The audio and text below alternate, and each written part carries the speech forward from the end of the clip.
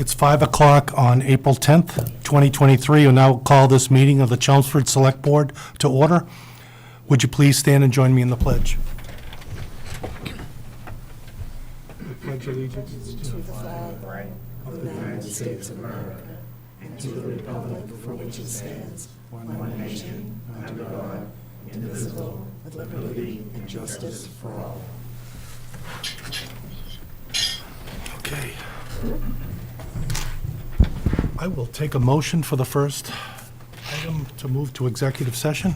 Okay, I make a motion that we adjourn to executive session for the purposes of discussing strategy with respect to collective bargaining with the Police Superior Officers Union, the Public Safety Dispatchers Union, and a Library Employees Union, and we will be returning to open session.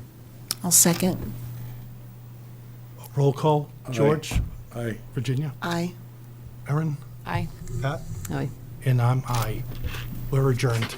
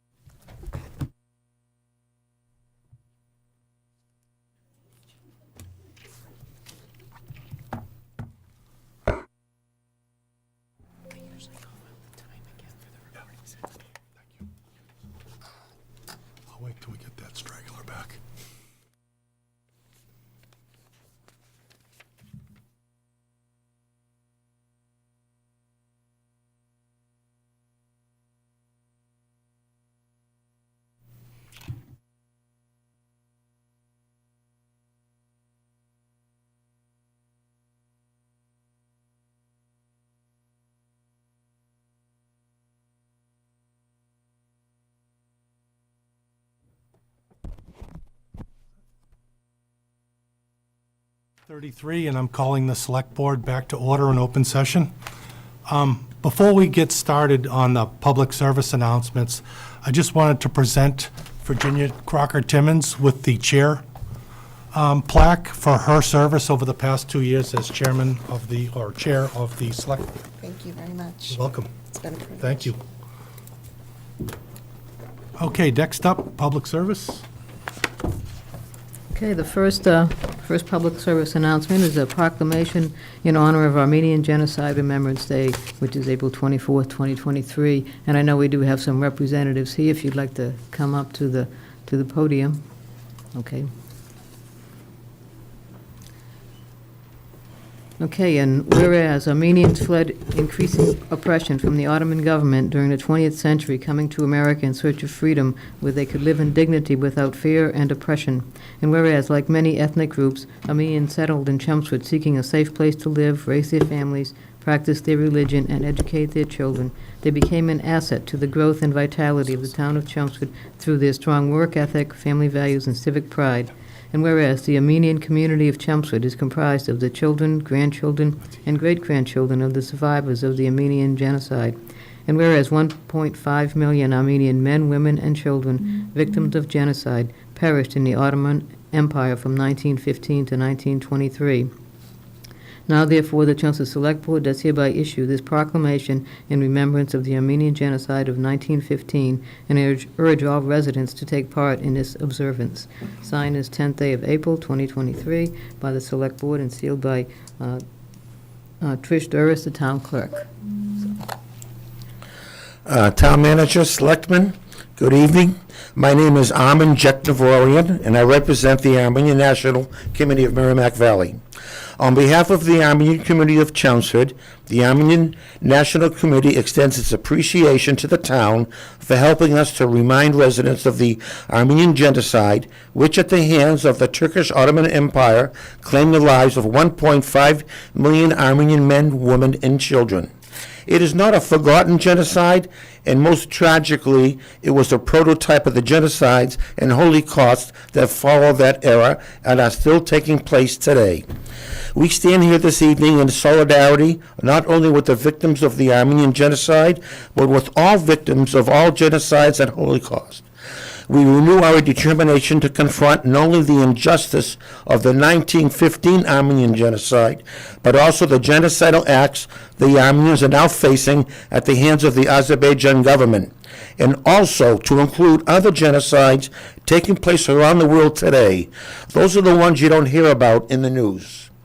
Chelmsford has always been a welcoming community to the Armenians fleeing oppressions from different parts of the world. We are blessed to have St. Vartanant's Armenian Church with Father Hachigut Kasparian as pastor of our church here in Chelmsford. With today's proclamation, Chelmsford honors the hallowed memory of men, women, and children who perished during the Armenian genocide at the hand of the Turkish Ottoman Empire. Thank you. And if I may, I would like to have a quick picture with Mr. Cohen and George, with our group, if I could. Sure. Sure. And here we can take it for us? Sure. So should we just stand here in front real quick? Sure. Go ahead. Thank you so much. Do you want to, Paul, take the proclamation? Yes, thank you. Somebody.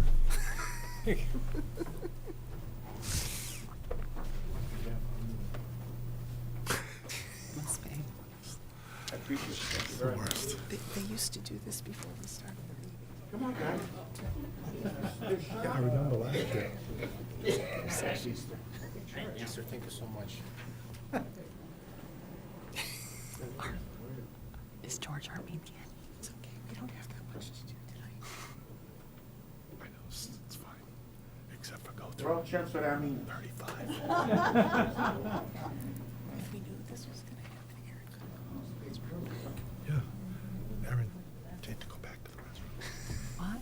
I So know, we're right? putting our backs This to is a you, good I'm time, sorry. too. Get friendly.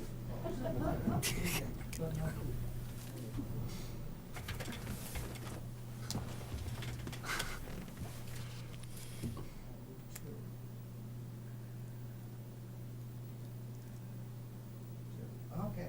Thank you so much. Hey, Sam. Thank you. Thank you.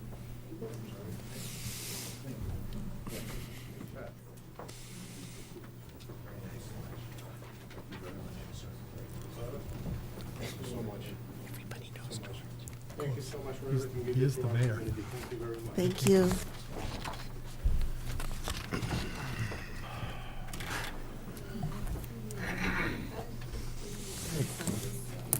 With that, next up is Arbor Day. Just made me an official.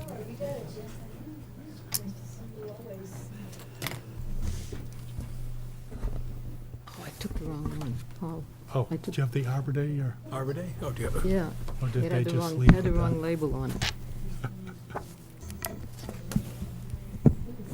I hope I did give them the right. I gave them the right one.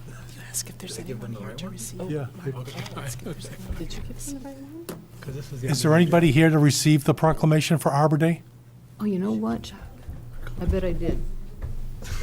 When I must Did you give them the wrong one? Yeah, he's gonna chase him in the parking lot. have read the right one. 1 second, we'll read it first. Yeah. Okay, well, so this is the proclamation for Arbor Day in celebration of Arbor Day, April 28th, 2023. Whereas in 1872, J. Sterling Morton proposed to the Nebraska Board of Agriculture that a special day be set aside for the planting of trees. And whereas this holiday called Arbor Day was first observed with the planting of more than 1 million trees in Nebraska. And whereas Arbor Day is now observed throughout the nation and the world. And whereas trees can reduce the erosion of our precious topsoil by wind and water, cut heating and cooling costs, moderate the temperature, clean the air, produce life-giving oxygen, and provide habitat for wildlife. And whereas trees are a renewable resource giving us paper, wood for our homes, fuel for our fires, and beautify our community. And whereas trees in our town increase property values, enhance the economic vitality of business areas, and beautify our community. And whereas trees, wherever they are planted, are a source of joy and spiritual renewal, now therefore we, the Chelmsford Select Board, do hereby proclaim April 28th, 2023 as Arbor Day in the town of Chelmsford and urge all its citizens to protect our trees and woodlands and to plant trees to gladden the heart and promote the well-being of this and future generations and to take part in programs to celebrate Arbor Day. Signed this 10th day of April, 2023 by the Select Board and sealed by Tricia Duras, the town clerk. Thank you, Pat. I'm Carol Canistraro, and I'm with the Chelmsford Garden Club. And along with the town, we are going to have an Arbor Day this year again, and we're going to celebrate it on the Common at 1 o'clock on Friday, the 28th. And we will be planting a tree. I don't know what type of tree yet, but there will be a tree planted there, and we'd like everyone to come to celebrate with us, and refreshments will be served. Okay, and I will give you the proclamation, Carol. Great, thank you. See you Thank then. you. I was just going to put it on my calendar. Thank you. And I will be there, you know that. You'll be there? Thanks. Thank you. Thank you very much. Thanks, everybody. Okay, the next one is an announcement about the 2023 Earth Week townwide cleanup. Earth Day this year is Saturday, April 22nd, so why not celebrate all week? You can join Chelmsford's annual townwide cleanup by helping to pick up litter along Chelmsford's roads, neighborhoods, parks, and recreation areas. On the town's website, you can see how to participate. You can sign up at the DPW at 9 Alpha Road and pick up bags that you can use to collect your trash. You can plan your cleanup anytime the week of Monday, April 17th to Sunday, April 23rd. And if you fill your bag with trash that you've picked up, you can put it out with your regular trash, and it will be picked up anytime before Friday, April 28th. So that's the story about townwide cleanup. Next up is the Chelmsford Minuteman Company invites the public to join them, the 6th Middlesex Regiment, on Patriots' Day. Monday, April 17th, they will be marching from the Chelmsford Common to Minuteman National Park in Concord, and they follow the trail that they expect that the Chelmsford Minutemen back in 1775 followed to get from Chelmsford to Concord. Again, that's Monday, April 17th, 4 a.m. Be at the Common, and expect a long day, for sure. And if you need more information, this flyer is posted on the town's website, and you can get in touch with Captain John Greenwood or Reverend Sergeant Jim Curley about that. Next is the spring annual town meeting, which begins 2 weeks? 2 weeks from today. 2 weeks from today. The spring annual town meeting will convene at 7:30 PM on Monday, April 24th at the Senior Center. A copy of the spring annual town meeting warrant is available now on the town's website. And just a reminder, any resident of the town who is not an elected town meeting member may still attend the sessions of town meeting, participate in the question and answer and discussion portions of the proceedings. Again, the links to the presentation document and the Finance Committee's warrant book are also found on the town website. The Chelmsford Health Department presents Healthy Relationships, Understanding Abuse, Setting Boundaries, and Identifying Warning Signs. This forum will be held Wednesday, April 19th. There's 2 sessions, 1 p.m. and 6 p.m. They will be held at the Chelmsford Public Library main meeting room. And also sponsored by the Board of Health is free Narcan training. They give a short presentation about how to identify an overdose and how to administer the Narcan nasal spray to bring somebody back from an overdose. And these are presented by the Chelmsford Health Department on Wednesday, April 11th at 6 p.m. and not Wednesday, April 11th, on April 11th at 6 p.m. and April 26th at 2 p.m. This is in the Chelmsford Town Hall at the lower level fire department training room, and they do ask that you register. You can register on the town website. Thank you. Okay, next up is community vacancies. Public input. No, it isn't. Public input. Oh, I'm sorry, public input. Missed it. I don't see anybody online. That's just the cursor. Okay. You can ask if anyone. Is there any public input? Does anybody have any input tonight in the Zoom room, or? I think he's trying to come off mute. Okay, hang on.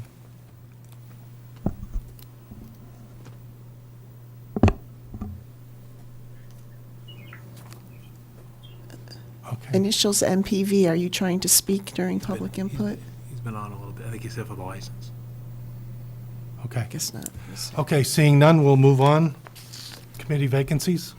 Okay, as of today, we have the following committee vacancies. There's 1 vacancy on the Commission on Disabilities, 4 vacancies on the Community Action Program Committee, 1 vacancy on the Council on Aging Board, 1 vacancy on the Holiday Decorating Committee. The Parade Committee invites all applicants to apply. The Permanent Building Committee has 1 vacancy, and the Recycling Committee has 1 vacancy. If you're interested in serving on any of these boards or committees, you can complete an application online on the town website, or you can come to the town manager's office. Okay, thank you. Next up are licenses. One-day beer and wine license, Mexican chili. Is there anybody here that's representing that? We are here in the Zoom meeting, sir. Excuse me? He's in the Zoom We meeting. we are here Okay, in Zoom yes. meeting. Can you give us your name and address, please? Sure. Juan Sotelo. It is 313 Littletown Road in Chelmsford, where is Okay. the restaurant located. And do you want to give us a little bit of summary background? Sure. We have been open for a year in serving the Chelmsford community, serving Mexican food already. So far, we are doing very well. We have no troubles at all for all this year. Last year, we just starting by this time, so we didn't not ask for alcohol license for not even for a day because we were just starting. We want to know how we're gonna do it.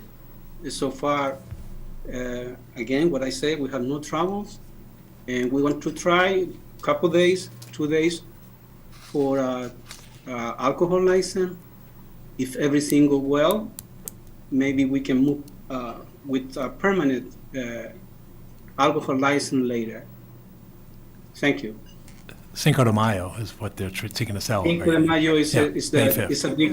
it's a big celebration for us. Yes, Yes. yeah, okay. Any questions, comments? Okay, I'll take a motion.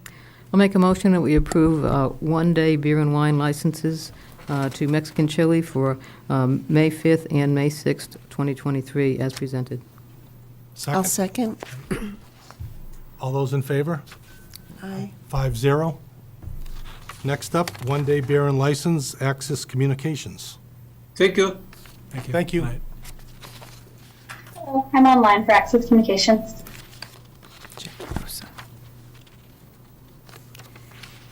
Did we lose you? Can you give us your name and address, please? There she is. Yeah, Jackie Bauza, 300 Apollo Drive in Chelmsford. Okay. And a little background on this request? Sure. So we hosted a similar event last year. It was in September and it was Oktoberfest themed. This year we are hosting it in June and it's backyard barbecue theme. Basically, it's an educational event for our partners, distributors, and end customers where we demo our latest and greatest products and solutions, and we host educational seminars based on certain topics. And we also just look to have a little bit of fun. We bring in catering, so this year, of course, it'll be a barbecue theme, and we also bring in a beer truck. Great. Any questions from the board? Discussion? No. I'll take a motion. Make a motion, we approve a one-day beer and wine license to Access Communications at 300 Apollo Drive for June 22nd, 2023.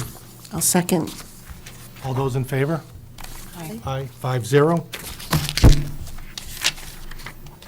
Okay, Thank you. Thank you. Okay. Good night. next up's the confirmation of the town managers. Yeah, thank you, Appointment. Mr. Chairman. I'm pleased and feel privileged this evening to seek the confirmation of Lauren Cochran to serve in the capacity as the next Executive Director of the Chelmsford Center for the Arts. Lauren is here in the audience this evening. I provided a copy of her letter of interest and her resume, which provides her background.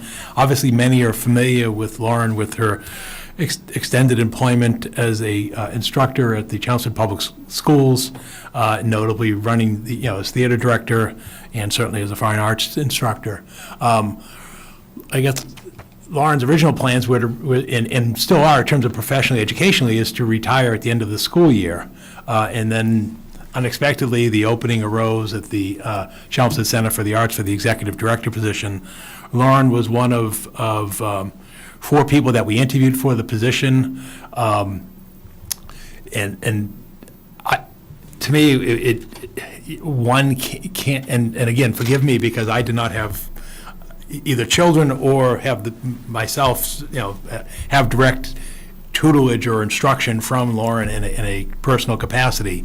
But it came across to me during the interviews, her enthusiasm, her excitement, her determination to succeed and to support the Chelmsford Center for the Arts. And I think she's the right person at this time to lead this organization going forward.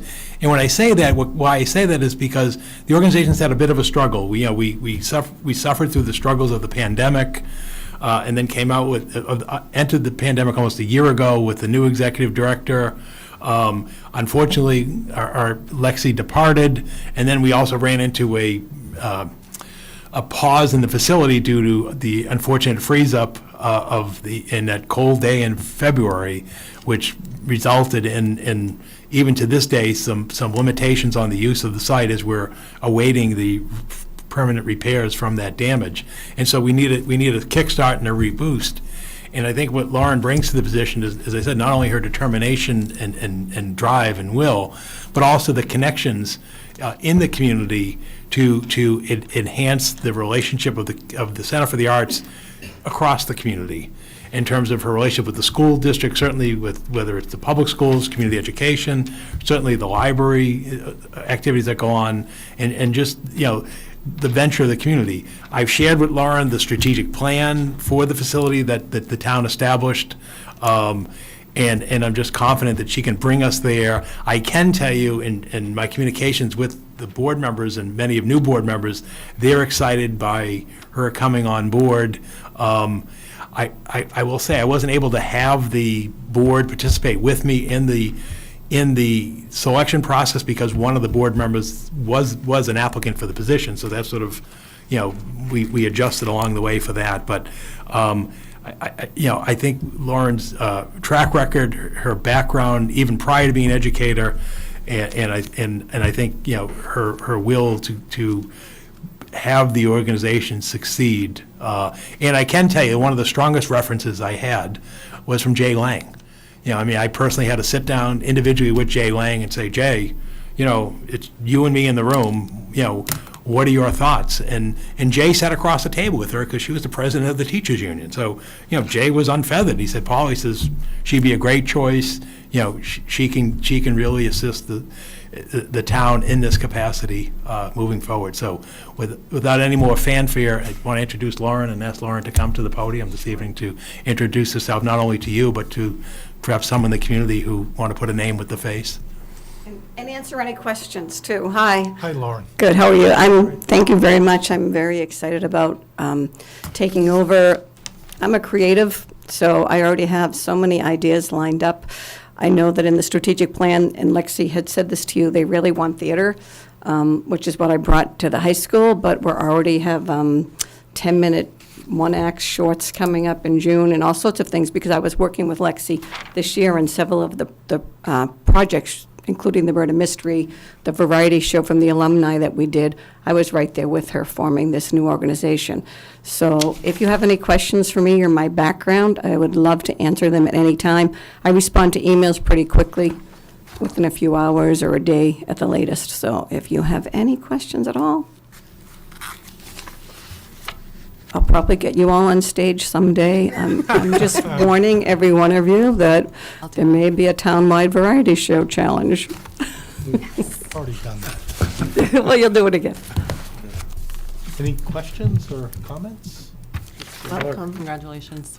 Thank you, I'm so Well, I'll- excited. I'll- Take a motion to confirm. Yeah, I'll make a motion that we approve the town manager's appointment. There we go. That's the word I'm looking for. Town manager's appointment of Lauren Cochran to the position as executive director of the Chelmsford Center for the Arts. I'll second.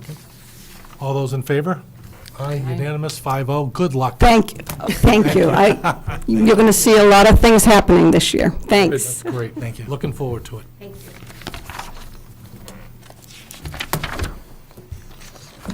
Okay, next up, town manager bid awards. Yeah, Mr.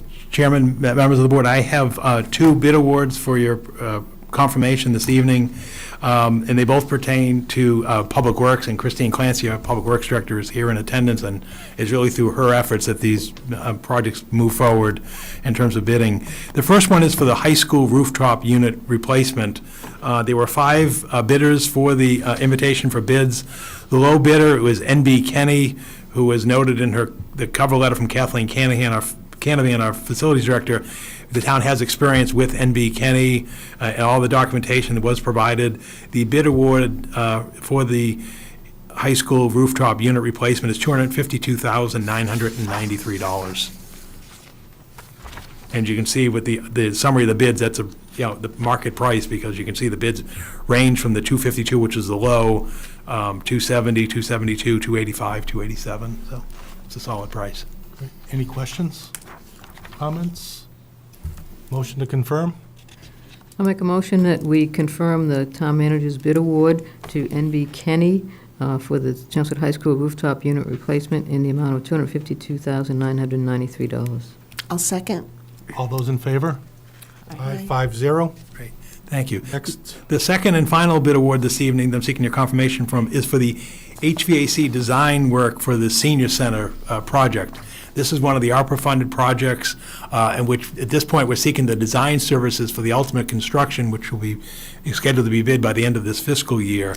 In this case, where it's a request for proposals as opposed to an invitation for bids, what happens in this case is we evaluate those who submit proposals on their qualifications, and then if the selected most desirable, i.e. strongest, in this case, design firm for HVAC services meets the town's budget for the project, then it gets awarded. So it's not lowest price, because you can imagine some work, such as design services or others, you don't want to take always the lowest price. So that's why the law provides invitation for bids as well as request for proposals.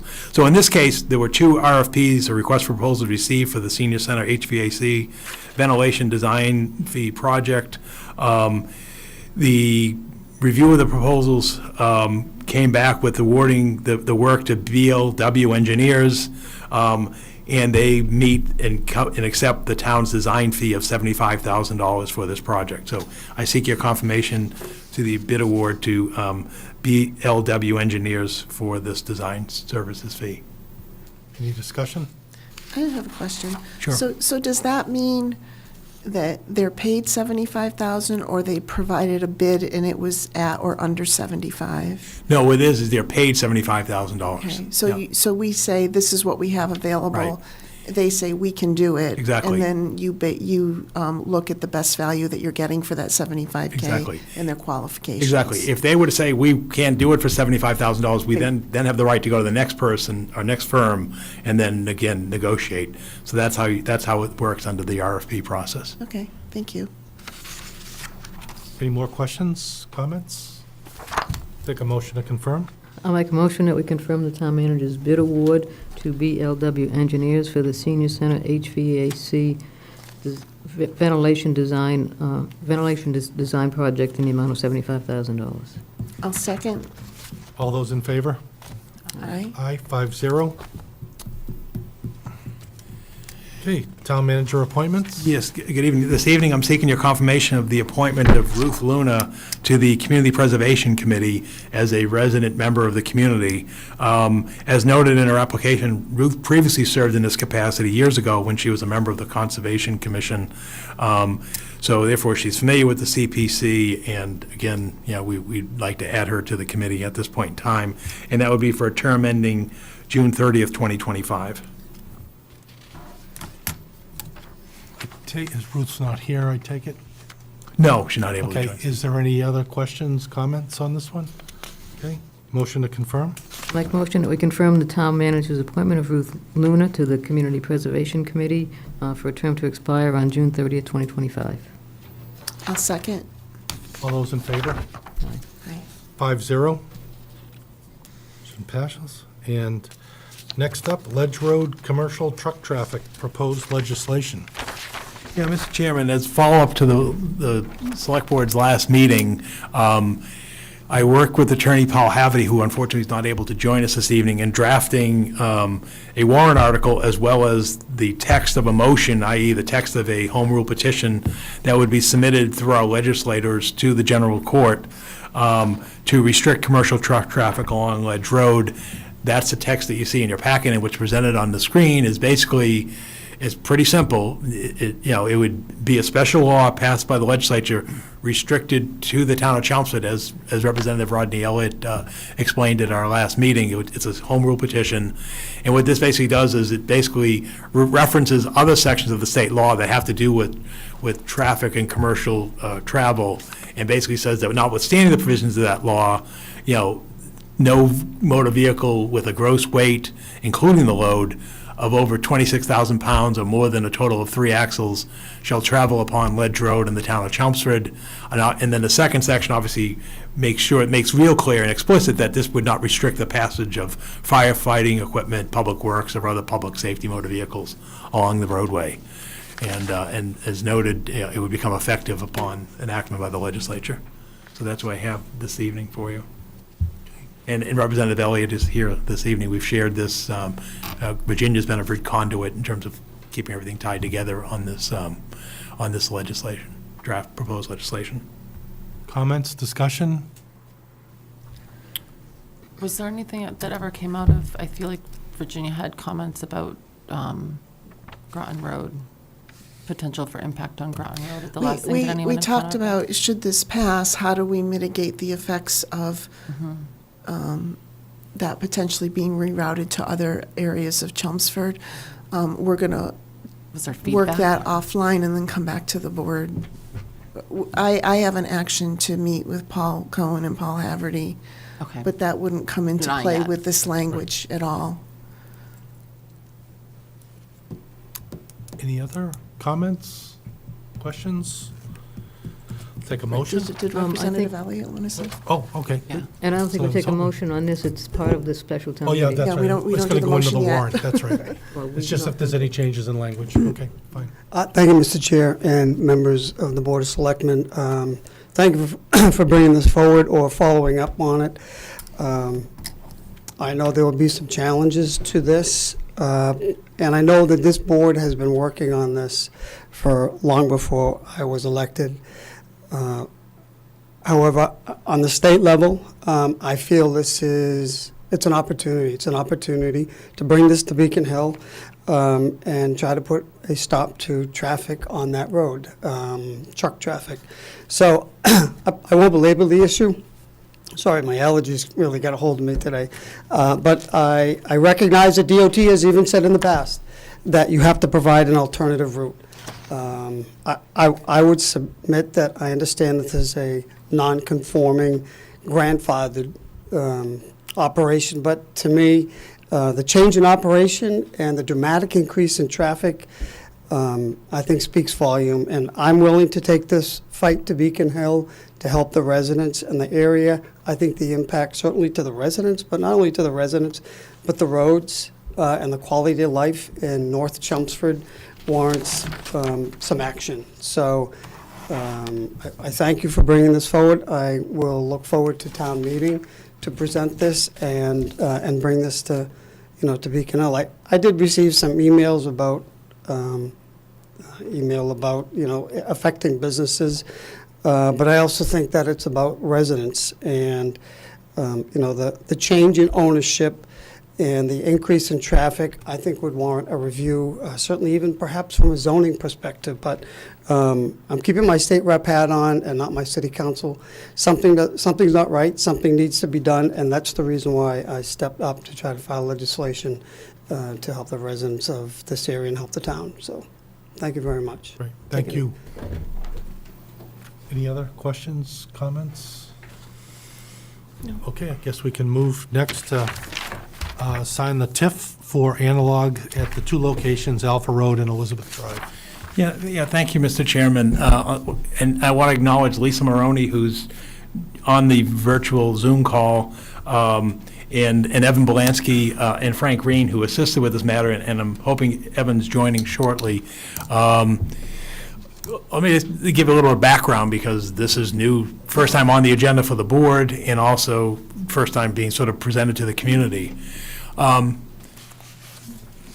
weeks ago, Lisa Maroney was contacted by Mass Office of Business Development in terms of a confidential project codenamed Project Onyx, which basically generates from the fact that the United States government has decided, in the interest of national security, to onshore the construction of semiconductor chips to protect the country's vital interests, particularly whether it has to do with military hardware and/or computers or other aspects of the nation.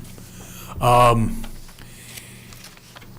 this relates to Chelmsford, why the outreach to Lisa, as the board, the community may be familiar with, Analog had announced a few years back that they were consolidating their facilities to Wilmington. And that meant that the soon would be vacating the space up in Drum Hill that they lease, as well as the facilities that they own on Alpha Road and Elizabeth Drive. This effort from the federal government is a game changer in terms of manufacturing capability. And as noted in today's Boston Globe, which I provided the board with a copy, and again, you can see it online or just Google search it, there is now a nationwide competition to house semiconductor chip manufacturing plants in the country. And that goes from Oregon to Massachusetts. Why this is a time of the essence is they explained to us with Mass Office of Business Development that they want to seek to obtain a funding round in June from the U.S. government. And what's required for that funding round in June is commitment from not only the Commonwealth, but from local government as well. So we basically worked to bring this to you this evening, and this literally is coming together in real time, meaning last week, last Wednesday, we got information on the incentives. I received, final edits today that were non-substantive on the text of the agreement from PricewaterhouseCoopers, who is negotiating on behalf of Analog Devices. And also, we're also awaiting input from Mass Office of Business Development in terms of what's taking place here. So what this does, and it benefits the community, is it does two things. One is it retains the existing jobs that are out there. Second, it revitalizes the facilities on Alpha Road, which is primarily a manufacturing facility, as well as Elizabeth Drive, that is a R&D type facility. So bringing it to specificity, they're going to invest $41.76 million in the Alpha Road facility, and they're going to invest another $21 million in the Elizabeth Drive facility, where it's more R&D. There's going to be no expansion of the footprint of the building. Basically, what you're going in is you're going in doing clean rooms and manufacturing and updating equipment to bring it to today's standards. It's also going to not only retain well-paying jobs, it's going to add job creation in the years ahead. For example, at the Alpha Road facility, 111 new permanent full-time jobs over a 5-year period. These are well-paying jobs. And then at Elizabeth Drive, it's another 40 jobs, and those are also well-paying jobs at that facility. It also sends a nice message out to the community, i.e. business community, that Chelmsford is open for business, and we can get, the job done, in this case, an extraordinary circumstance. We said, okay, well, how do we deal with the tax increment financing agreement? And to explain that, and we'll go into it further, go through the warrant, but basically it provides an incentive on the additional taxes that would be created on the property as a result of this investment. Now, in Massachusetts, manufacturing equipment is exempt, so we never would have any taxation under personal property or manufacturing equipment on the site. But obviously, if these improvements enhance the value of the buildings and the structures, then the idea is you share or provide an incentive on the incremental value, tax increment financing. So that's where we bring in the assessor, Frank Green, provide them with the information about, how much of the funding in this case was going for hardened construction costs, how much is going for new personal property equipment, and so forth. So again, in the case of the Alpha Road facility, $41.76 million, as I noted, approximately 23.85 of that is for hard and soft construction costs. Well, obviously, we don't tax the soft construction costs, which are your clerk of the works, project management, those type of things. But the assessors, will go out and revise and increment the building. As we said, we don't tax the manufacturing equipment. So Frank provided us with the background, and that's what you see in your packet in terms of what additional revenue would be generated from tax revenue from this site. And that's what you see displayed on the screen here, that over a period of 10 years on 20 Alpha Road, there's a incremental estimated property taxes of roughly $400,000 per year. And you can see that that's sort of shared equally over a descending level over a 10-year period. So the question is, well, where do you come up with the percent exemption? How did the schedule? Well, we did two things. One is we asked Mass Development for their current template of a tax increment financing agreement, so to make sure that in the years since we had our last one, which was Kronos, that the language of the agreement, hasn't materially changed, which it hadn't, fortunately.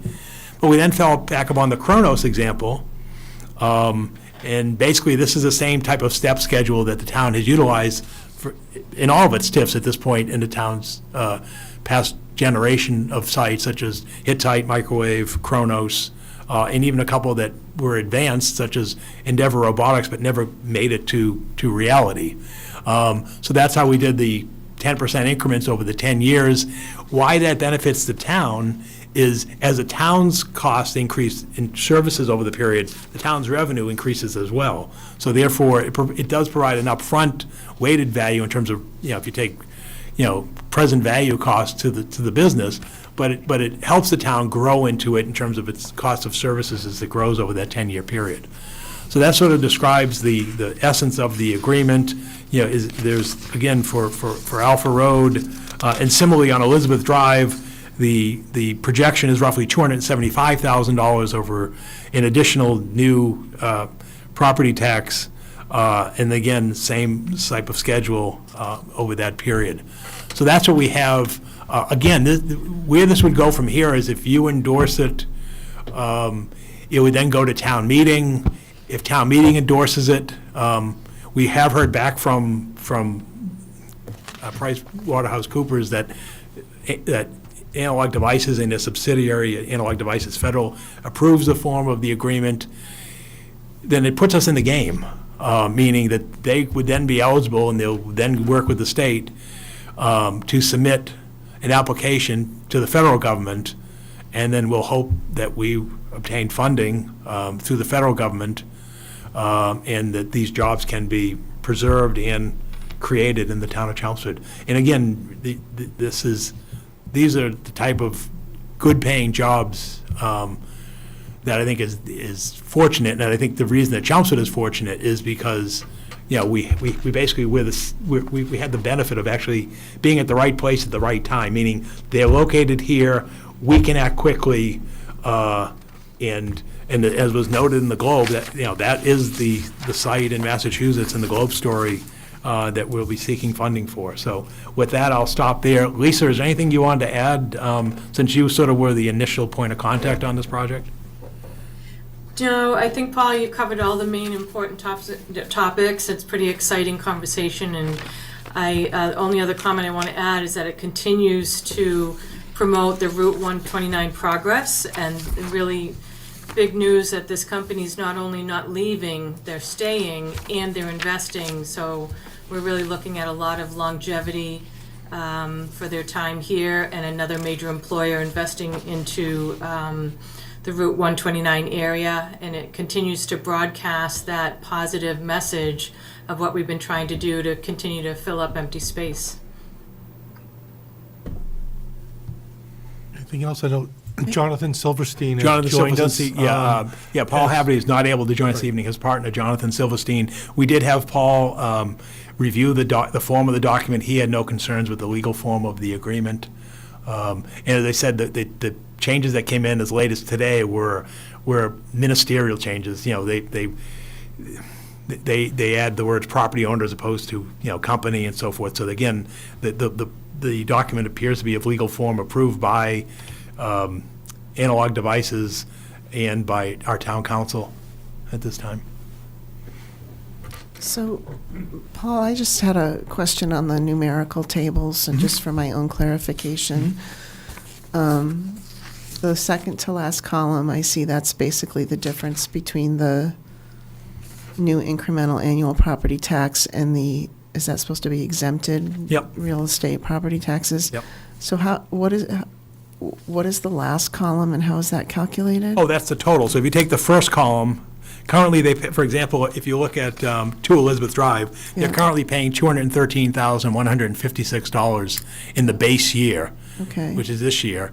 And then if you add the estimated incremental tax to the town, the 27, that Oh, I gives you the see, okay. 241. So basically the first column and the penultimate column add up to the final column. So the 213 doesn't change, it's just No. it's just the increment on top. Right, so that Okay, provides the thank you. base. Yep. So Paul, I have a question on. Sure. Under Town's Obligations, number 5, it says, "The company is a registered manufacturer by the Mass Department of Revenue and is exempt from paying municipal personal property taxes." So they don't pay personal property tax on anything? No, in Massachusetts, manufacturing equipment is exempt from personal property tax. What about like office equipment and stuff like that? No, unless it's affixed to the building, they don't pay taxes on it. It Okay. really has to do with manufacturing Not equipment. inventory either. Right, nothing. exactly. Yep.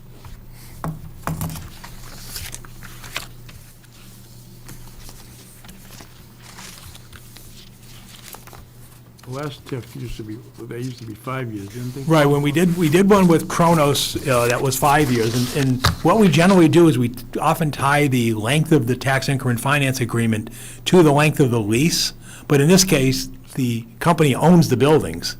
So they requested, and we're proposing a 10-year TIF agreement, and you can see all the jobs will be created over a 5.5-year period. So it seemed fair that if they're doing the investment over multi-years and the job creation over 5.5 years, to have it run to a 10-year period. Yep, okay, thank you. Any other questions, discussion? Guess we'll vote on this in the warrant article anyway. Or you can correct? vote this No, now, and now? then you can do your recommendation on the Okay. warrant article. We have to sign it now. Yeah. Okay, great. Yeah, I think, yeah. I'll take a motion. Okay, I'll make a motion that we approve the tax increment financing agreement between the town of Chelmsford and Analog Devices Federal LLC, and also the tax increment financing agreement between the town of Chelmsford and Analog Devices Incorporated. I'll second. All those in favor? Aye. 5-0. Great, thank you. And with that, we need a warrant for a special town meeting, and so in keeping with the convention of the town, the best thing to do is to schedule it the second evening of the spring annual town meeting. So town meeting begins 2 weeks from tonight on the 24th. It would then adjourn, assuming we didn't finish in one night, to the 27th. Generally, we start specials at the beginning of the second session, with the hope being you take care of the brief items on the special, and then you finish the annual, and then hopefully we're finished on that Thursday night. So what we have here is a 5-article special town meeting warrant for your consideration this evening. The first 2 articles are for the tax increment finance agreements pertaining to Analog Devices and Analog Devices Federal LLC, pertaining to 20 Alpha Road and 2 Elizabeth Drive. The reason they're 2 separate articles and why they're 2 separate agreements is under state law, each property has to have a separate agreement. So that's why there's 2 separate agreements, 2 separate articles. The next article is Article 3, is for the Ledge Road restriction on weight of commercial vehicles, so that's will be taken up right after that.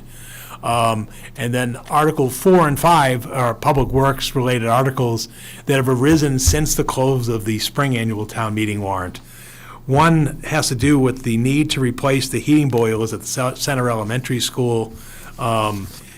This was a case that, again, after the close of the warrant and the capital planning process, we had a structural concern with the boilers at the Center Elementary School, which we were able to keep operational through the end of the heating season. They were over 15 years old, and basically the recommendation from our HVAC engineers and from our facilities director, and again, Christine Clancy's here this evening, is to replace those boilers. That cost will be $210,000, and it's multiple boilers in the schools. So that's what that article is for. And then finally, the 5th article pertains to the renovation of the kitchen at the McCarthy Middle School. Very similar that we're seeing in industry and what we're seeing with some of our American Rescue Plan Act and other capital projects. We're seeing cost escalation for this type of work. And so what we have here is an article to appropriate additional funds for the completion of the work at the McCarthy Middle School, which is scheduled to take place this summer. Because you remember, the McCarthy Middle School is undergoing a transformation in the facility, that as of September, all of the 7th and 8th grade students from what used to be at the Parker and the McCarthy School will now be housed at McCarthy, and then 5th and 6th would be over at the Parker School. So we need to get this work done this summer as part of the kitchen renovation. There's other work going on in terms of equipment, bathrooms, and other work that's going on as part of this, and so we need additional appropriation. So that's the 5th and final article for this special town meeting. We'll dive into more of the specifics of it when we get to the next step, which would be the recommendations on the articles. So that's those are the 5 articles on the warrant for your consideration this evening. Okay. Any comments, discussion? Take them individually as No, recommendations? Well, first we have to take a motion to sign the warrant. Okay. Oh, great. I'll make a motion that we, Do that first. that we sign a warrant for the special town meetings scheduled for April 27, 2023, at 7:29 PM at the Senior Center. I'll second. All those in favor? Aye. 5-0. Now we go to the Thank you. We'll work with the town clerk and the constable to get this posted, because, time is of the essence. It has to be posted 14 days prior to the night of the meeting, so we have to have it posted by Thursday. And also, I anticipate meeting with the Finance Committee on Thursday evening to review what I'm going to review with you right now, which is the subject matter and your recommendations on these warrant articles. First article is Article 1, has to do with the tax increment financing agreement regarding 20 Alpha Road. Again, there's a lot of text here. I don't know that I have to repeat what we just explained a few moments ago, but, so again, we're talking an investment of $41.76 million, retaining 207 employees, and adding 111 over 5 years, and the average salary for the new jobs is $60,000.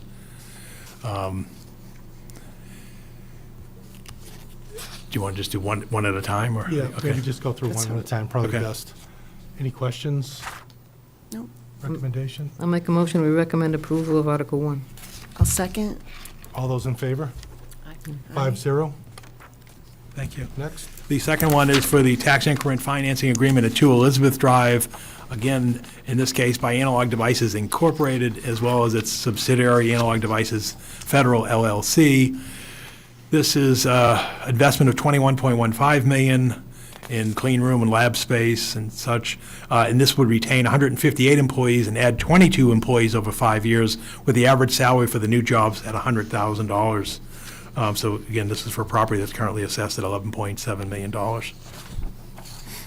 Questions? Discussion? Motion. Make a motion, we recommend approval of Article 2. I'll second. All those in favor? 5-0. Next, Article 3. Article 3 is the Ledge Road motor vehicle weight restrictions, as per the discussion we had earlier this evening with Representative Rodney Elliott. Questions? I don't have a question, Paul, but I Yep. just have a suggestion. Yep. Not knowing how up to speed town meeting is on this issue, would it be helpful to add a slide or two in your presentation, like showing the trucks? Sure. Or showing the damage to people's properties? And Okay. we have a lot of pictures of just the sheer volume of trucks on that road, and maybe the visual would help explain it. Great, we will do that. Thank you. Yep. Anything else? Take a motion. I'll make a motion, we recommend approval of Article 3. Second? All those in favor? Aye. 5-0. Thank you. Article 4. Article 4 is the Center Elementary School boilers. This is a request for a total of $210,000. The funding source would be $150 from the Finance Committee Reserve Fund, which currently stands at $400,000, and raise and appropriating $60,000 to replace the heating boilers at the Center Elementary Schools. The next two slides in the presentation were assembled by the Public Works Director, Christine Clancy. I'll just sort of quickly go through them. As you can see, there are 2 gas-fired hot boilers that were installed over a dozen years ago. The expectation was that there would be a lifespan of 20 years, which is why it wasn't in the capital plan. However, as noted in the second page of the slide, back in February, just over a month ago, the heat exchanger in one of the boilers cracked due to combustible force, causing irreparable damage to the boiler. We're outside of the warranties for the boiler. The risk of running on one boiler is that, the one boiler fails, then you're closing school. And so the recommendation at this point is to replace the failed boiler and to integrate the second boiler to make sure everything's functioning effectively. And then we'll hold on to the second boiler for functional spare parts. Questions? Comments? Take a motion. Make a motion, we recommend approval of Article 4. Second? All those in favor? Aye. 5-0. And then the final article and presentation is for the McCarthy Middle School kitchen renovations. This is an appropriation of $550,000 that will be met by borrowing, i.e. by capital over, we'd probably borrow for this over a 10-year period. There was previously an appropriation of $438,000, to do the design and preliminary and initial work and funding for the project. We're under contract with the design firm, which is JTA, to develop the design detail documents for the project. The estimate at this point in time is additional funding of $550,000 is required to fully complete this project, which roughly puts it at $1 million project at $545 per square foot. Again, as I noted earlier, the escalation is due to the material costs, inflation. As we've noted, we recently did a kitchen over at the Parker School, but we're seeing prices now for kitchen equipment 60% greater than that project that was bid 2 years ago. And we also have to install a hood to bring the kitchen up to code, and we also have to install a grease and oil water separator to that site. So again, this well exceeds the original construction estimate from the school department's Whittier study back in 2016. But that's where we are today to get this project done. Questions? Make a motion? Make a motion to recommend approval of Article 5. I'll second. All those in favor? 5-0. Thank you. Okay. That's it for the special. Next up.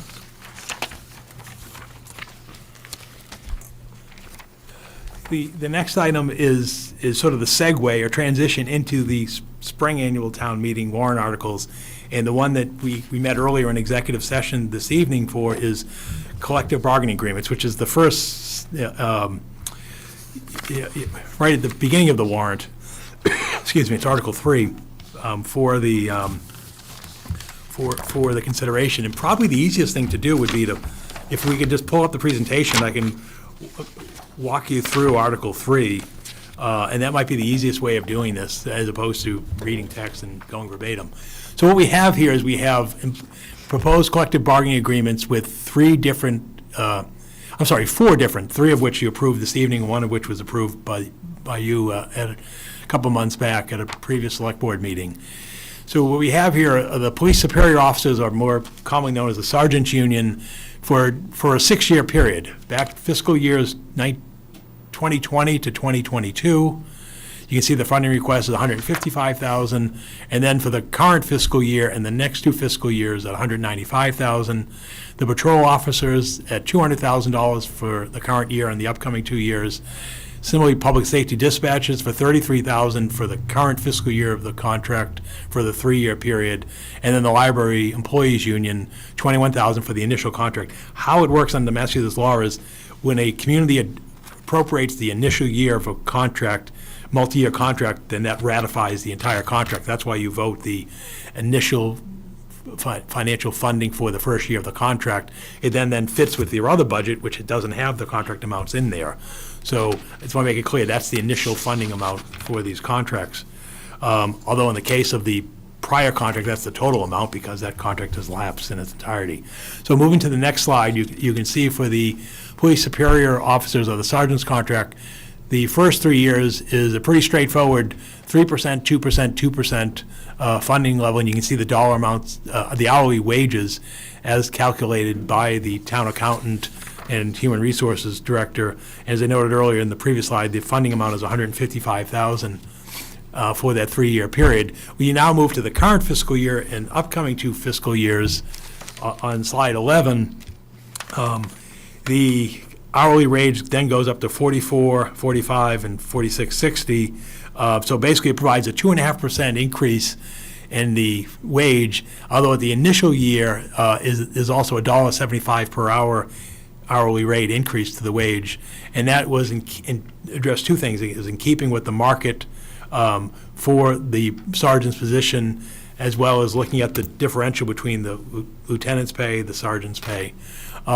We also increased the officer in charge by roughly $10 per shift. In the case when there's no lieutenant on duty and a sergeant is the officer in charge of the department, they get an extra $10 or $75 per shift. Extra pay details on holidays will increase from 1.5 times their sergeant's hourly rate of pay to 2 times their hourly pay for those instances when there are details on the town's recognized legal holidays. And then Juneteenth is added to the list of legal holidays, which we've seen with the other contracts.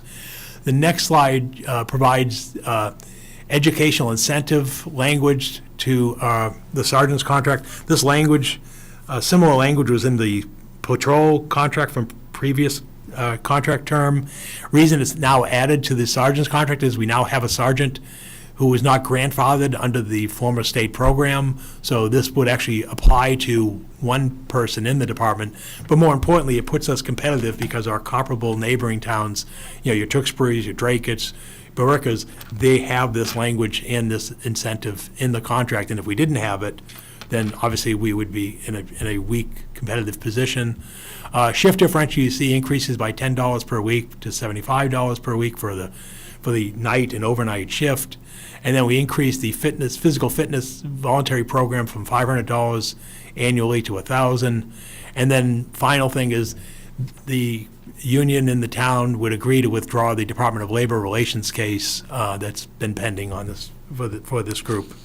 So that's the summary of that contract. And can we take that in one? Sure, yeah, Do that's them fine.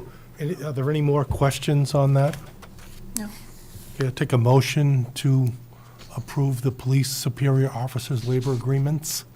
I'll make a motion that we approve the memorandum of agreement for between the town of Chelmsford and NEPBA Local 20 for the superior officers that covers July 1, 2019 through June 30th. June 30th, 2025. Yep, I'll second. 2024. All those in favor? Aye. 5-0. The next agreement, we'll just pass over the next slide because the board previously approved the one for the patrol officers, but we can go back to that since we're doing the votes on the ratification. The next one in the list is the public safety dispatchers, which is slide 14. Again, 3-year term, current fiscal year, upcoming 2 fiscal years. There's a market adjustment to the wage schedule so that by the end of the contract period, the base salary for the top step dispatcher is just over $64,000. The shift differential, and how it gets there is you get $1 an hour increase in the first 2 years of the contract plus 2.5%, and then 2.5% in the final year.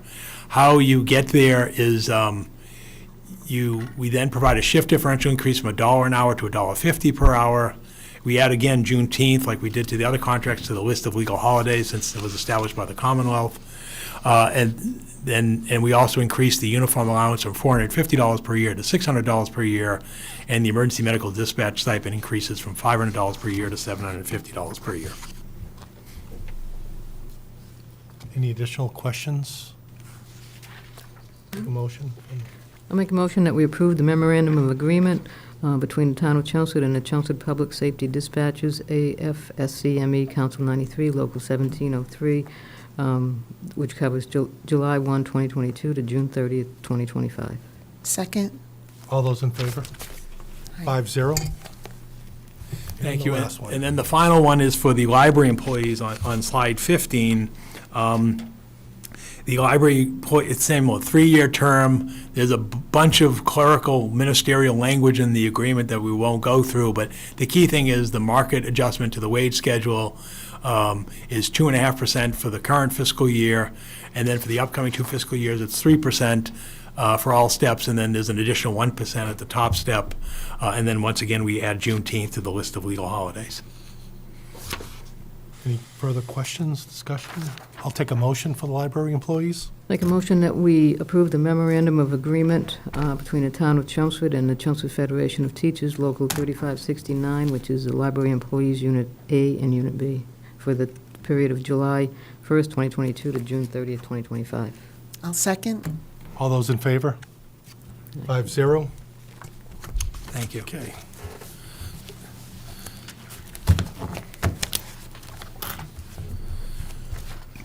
Now to the main one. Okay, next up. We'll now go through the 30 articles for this spring annual town meeting warrant. For Article 1, there's no vote needed. That's to give reports of town offices and committees. We'll hear from the Age-Friendly Implementation Committee, and also Finance Director John Souza and I will provide a financial overview of the community. Paul? Yes? We had talked previously, it's probably not in the article to approve the budget, but we had talked about putting some verbal context to like the out-year projections. So that'll be done That's in going to be here. Article 1? That's going to be done right there. Okay, Yep. thank you. And in fact, John and I actually sat down and we discussed that today. We actually sent the budget book off to the printers, but we'll have slides that will be inserted in there. Yep. Thank you. So again, there's no vote on Article 1.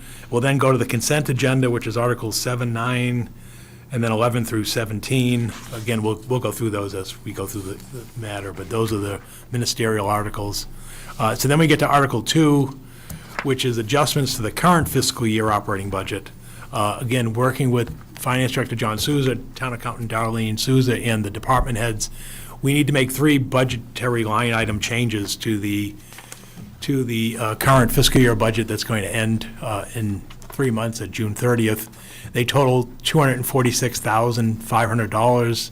You can see them listed there. One is public safety expenses, $127,000. And then the other two have to do with municipal facilities, $41,500 for personnel and $78,000 for expenses. And now I'll sort of walk you through those. On public safety expenses, the police department, again, these are items that were unforeseen when the budget was prepared and presented at the town meeting a year ago. There was a recruitment of 5 additional officers that weren't foreseen at the time. There were significant building repairs, including the furnace at the police station and some work in the parking lot. They integrated the use of force module into the programs at the police department, and they had to upgrade some of their firearms. On the fire department, you can see there's $97,000, more than half of which is for vehicle maintenance of fire apparatus. Fire department, fortunately, mostly utilizes diesel-run equipment, so there's $27,000 additional diesel fuel costs beyond what were budgeted, because we never saw diesel come down like we saw gasoline come down. And then there are additional $10,000 needed for utilities and $5,000 for building maintenance. And then finally, in the areas of municipal facilities, personnel, there was additional $10,000 for HVAC technician, $5,000 related to the removal of the fire department alarm wiring across the community. There were also staffing adjustments throughout the department, and there was overtime related to the catch basin repair at the schools. So that's the overrun there. And then most notably also Roberts Field, the completion of the Roberts Field project. We ran into some unforeseen drainage and other issues at Roberts Field, which again are now at closure. So those are the overruns and adjustments that we need for the current year's budget. And I know that we usually say what the finance committee votes or other board votes were. They took no action on this one yet because the numbers weren't available. Right. So they'll be voting this Right, Thursday. Thursday. Any further discussion? I'll make a motion that we recommend approval of Article 2. Second? All those in favor? 5-0. Thank you. Paul, were we going to take the zoning out of order? Yes, we can take the zoning out of order now that, is Evan, I'm waiting for Evan to get into the room. Yeah, he was here. We have Badri and maybe we could take Badri and Vern. Oh, There's Evan. There's Evan. Yeah, there's Evan. It's what your preference, how do you want it? Well, we Yeah, have, are you we have- expecting anybody We have else? Attorney Silverstein here for the Yeah. zoning. Okay, so why don't we go to, we'll go to Evan, if you want to come up to the microphone to the, talk about the zoning Articles 19 and 20. Article 19 being the non-conforming use. You bring up the presentation? Yep, if you go a couple slides ahead to, after slide 79. There it is, thank you. Well, I thought you wanted Article 19. I'm sorry, 19, 19, I'm sorry, I may have jumped it. Article 19. Yeah, it's slide up there. 74, I'm sorry. You want Want me to, to go one more? Yep. yep. Okay, so just for introduction, Brian Reedy, the chair of the zoning board, was invited to join me this evening, as was the members of the planning board. The zoning board, several months ago, did review and vote both of these articles to recommend that the planning board advance them. The planning board voted unanimously on Article 19, and on Article 20 voted 5-2 in favor. And then last month, the Finance Committee voted unanimously on 19 and 6-1 on Article 20. So we'll start with Article 19. So Section 195.8 was last amended at town meeting in 2019. That's when we inserted the historical dimensional table. As part of that, unfortunately, subsection 2 was inadvertently deleted. So the key items related to this article, specifically to subsection 2, is that it's consistent with the State Zoning Act as it specifically pertains to pre-existing non-conforming situations. Section 2 is only applicable to single and two-family building permits that cannot be issued by right from the building commissioner. Section 2 specifies that any special permit from the zoning board is applicable, and by default does not trigger a variance. So unfortunately, since this was deleted back in 2019, it has resulted in confusion and inconsistencies primarily among stakeholders such as staff, including myself, the new building commissioner, ZBA members, attorneys, property owners, etc. So readoption of this subsection 2 would provide clear procedural guidance. Any questions on Article 19? Questions? Take a motion. Make a motion, we recommend approval of Article 19. I'll second. All those in favor? 5-0. Okay, thank you. So moving on to Article 20, just a couple intro comments. Like most zoning, this article in particular can be confusing and somewhat complicated. As such, I try to provide some technical overview so that people understand what is being proposed. Some view that as going overboard and not being as simple and straightforward as possible. But I've learned from experience that providing more technical information is usually better than less. And as I go through this presentation, I would like you to keep in mind that this article is about existing 1 and 2 family homeowners, taxpayers, and families. It's not about developers, flippers, and contractors. So Article 20 proposes to amend Section 195.9 of the zoning bylaw. This, again, is specific to conformity required for single and two-family dwellings. It increases the protection for pre-existing non-conforming structures. Pre-existing, by definition, means that the structure and the use must be existing, not something that would take place at a future date. Further defines substantial more detrimental, which is the standard of approval that the zoning board must use within Section 195.8 in making its decisions. So what this article provides is opportunities for the zoning board to grant additional zoning relief via special permits rather than variances. It expands the existing special permits for front, side, and rear setbacks. It also creates a new special permit for maximum building coverage, which is defined as footprints for all buildings, including houses, garages, and sheds. And it creates a second new special permit related to floor area ratio. And floor area ratio is the gross square footage of all buildings on a site based upon its lot area. The article also provides dimensional flexibility, which is needed based upon the applicable zoning has been in place since 1963. As such, upwards of 80% of our single and two-family lots are significantly undersized. Being undersized has created unintended and artificial mathematical caps on the size of a particular structure. For example, 100% of all the lots in the RA zoning district, which need 60,000 square feet, are undersized. In the RB, which is where most of our 9,000 single-family homes are located, 62% are non-compliant. they need 40,000, some are at 10, some are at 20, and some are at 30. And then in the RC, which is two-family, 20,000 square foot zoning, 73% are non-compliant. So within the context of needing zoning relief, variances are extremely difficult to legally obtain. The zoning board and the applicant need to meet legal hardships related to the soils, topography, and shape of the lot. And that needs to be unique to that particular, not a general characteristic of the neighborhood. Recent trends related to pre- and post-COVID indicate that single-family and two-family homeowners are interested in putting on additions to their structures for purposes of limited accessory apartments. They want their houses to be age-friendly. They want to be able to work from home. They have a growing family. They want garages. Essentially, they want to choose to stay and update their existing house rather than move to a bigger house or to a different community. Final comment here, most suburban towns do not regulate building coverage and floor area ratio for purposes of single and two-family residential dwelling units. So as you can see here,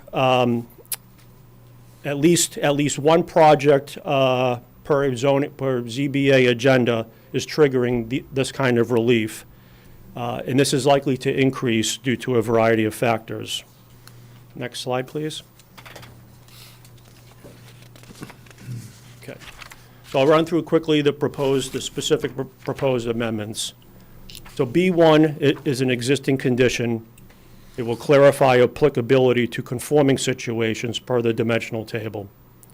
B2 is a new provision related to a new special permit in which the zoning board may grant up to a 20% increase per 195.8, which is the historic sliding scale, for purposes of pre-existing non-conforming situations.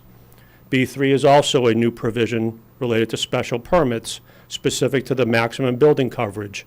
For purposes of single family, it would be up to a 40% increase, which mathematically is currently at 15%, and a 40% increase would bring that up to 21% for purposes, as an example, within the RB zoning district.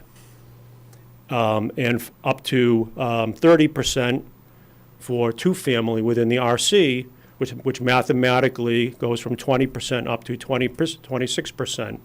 Again, these are for both for pre-existing non-conforming situations. B4 is also a new special permit provision related to floor area ratio.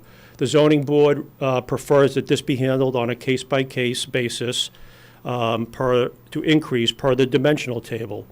So in the RA zoning district, floor area ratio is currently capped at 0.15, in the RB 0.20, and in the RC 0.25. Again, this is specific only to pre-existing non-conforming situations. Final bullet on this slide is that per town council's input, provisions 3 and 4 shall not apply to multiple principal structures on one lot. Next slide, please. So this slide presents some of the data-driven analysis that was presented to both the zoning board and planning board, as well as the finance committee. I'll draw your attention down to the middle of the page on the left, RC two-family, particularly for lots that are under 15,000 or 10,000 square feet, as well as existing floor area ratio, where you get into lots that are in the RB, lots that are 10,000 square feet, and lots in the RC that are under 15,000 square feet.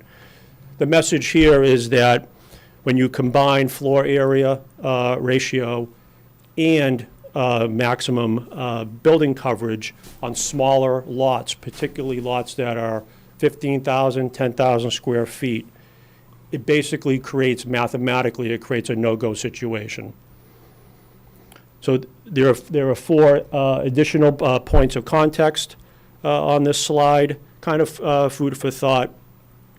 Many single-family homes on 10,000 square foot lots, such as the Westlands, already exceed the 15% lot coverage without a garage. Many single-family homes on 20,000 square foot lots may want to expand to have a 2-car garage and/or a limited accessory apartment. Next slide, please. So two visual examples. First one is a single family. This is at, I think, 11 Rainbow Ave. This applicant applied to the zoning board back in 2022. It's been continued since then. The facts as it pertains to this lot, it's an existing family, single family on 10,720 square feet. So it requires 40,000. As you can see, the neighborhood is predominantly undersized. This particular house is on a small lot. The allowed maximum building coverage at 15% would be 1,608 square feet. Maximum FAR permitted at 20% would be 2,144 square feet. This applicant was proposing to add 1,008 square feet for purposes of a one-car garage, as well as a limited accessory apartment for their growing family. So the proposed building coverage with the 1,008 square foot addition would be at 19%, and the proposed FAR would be at 32%. Both significantly exceed the allowances as currently provided. Next slide, please. This is a two-family example. This applicant applied to the zoning board in March of 2022. It was ultimately denied on a 3-2 vote. Variances require a supermajority. So in this case, the simple majority of the zoning board viewed this as not detrimental to the neighborhood and was willing to grant the relief, but it needed supermajority. This is an existing two-family on 11,802 square feet. As you can see from the context of the neighborhood, this is an RC zone neighborhood. Many of the existing two families exist on undersized lots.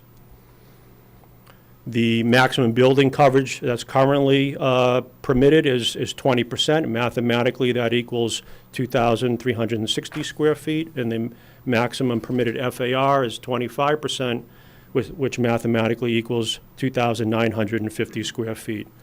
So on this proposal, they were proposing to add a new two-car garage, expand an existing two-car garage, as well as expand the kitchens out the back. That proposal would have resulted in a proposed building coverage of 24% and a proposed FAR of 41%. Again, both of these examples, the additions complied with setbacks, complied with height. It was the zoning relief was needed due to the FAR as well as the maximum building coverage. Be happy to answer any questions you may have. And I can inform the board, the Finance Committee voted 6-1 in favor of this article. Could you explain, you have a bullet that says that it expands existing special permits for front, side, and rear setbacks. I thought I had heard one conversation where one of the zoning board of appeals members was briefing, I think, the planning board of the finance committee and said that it doesn't affect setbacks at all. So is there flexibility here then to modify the setback requirements? So per the second slide, the itemized revisions, B2, as currently proposed. This comment right here is what I'm trying to understand, Evan.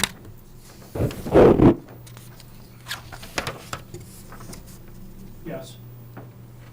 So that comes into play on B2. B2, as currently drafted, allows the zoning board to grant up to an additional 20% increase per the sliding historic setback table. And this is only specific to pre-existing non-conforming situations.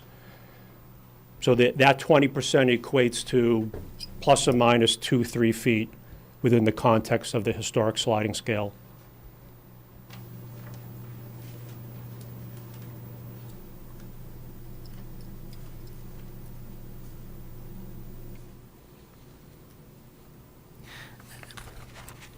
If you guys want some context, I actually still sit on the ZBA. I mean, I can speak to this if it helps. You guys understand the He conversation answered my that the question. ZBA has had. I mean, I agree with the intent of this whole thing.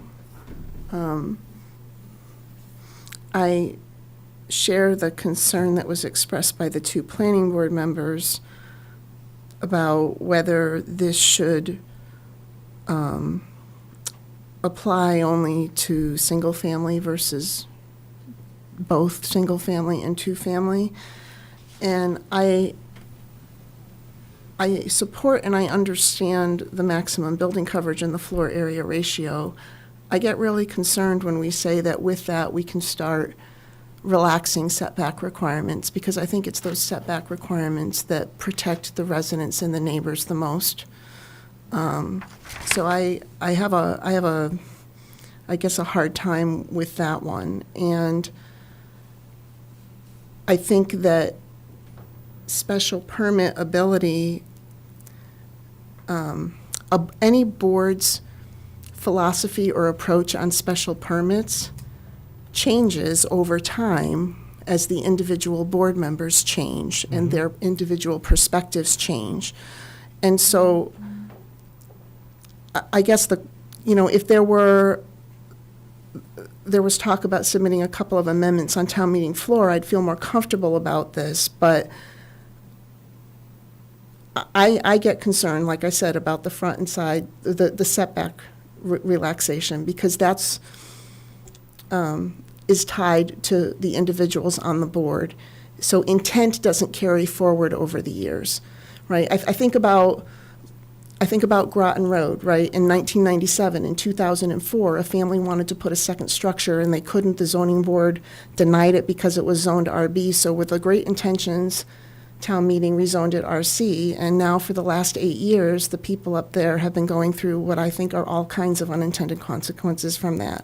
I think about Apollo Drive recently with River Neck Road, where there was some legacy unwritten agreement that would be used for, emergency vehicles, but look at what the residents had to go through recently with that, because there was nothing, there was nothing in writing, much less clearly in writing. So that's what I'm struggling with this one. I fully support the intent of it.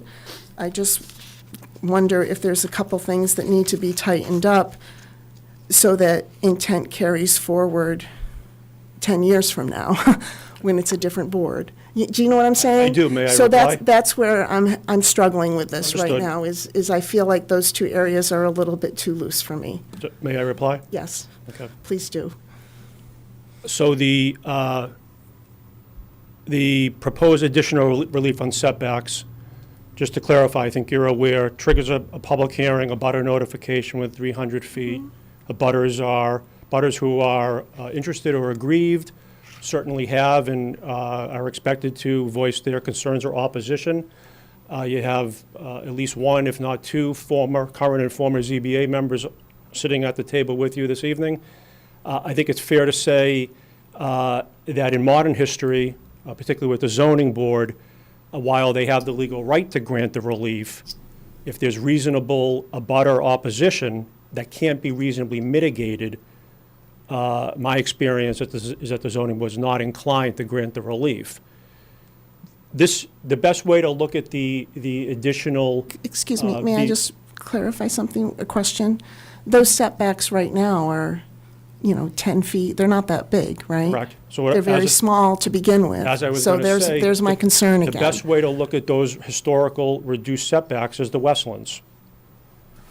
And so the scenario that plays out in the Westlands, which is a dense residential neighborhood, is that the historical dimensional tables does provide the ability for many, many scenarios to be built with a building permit.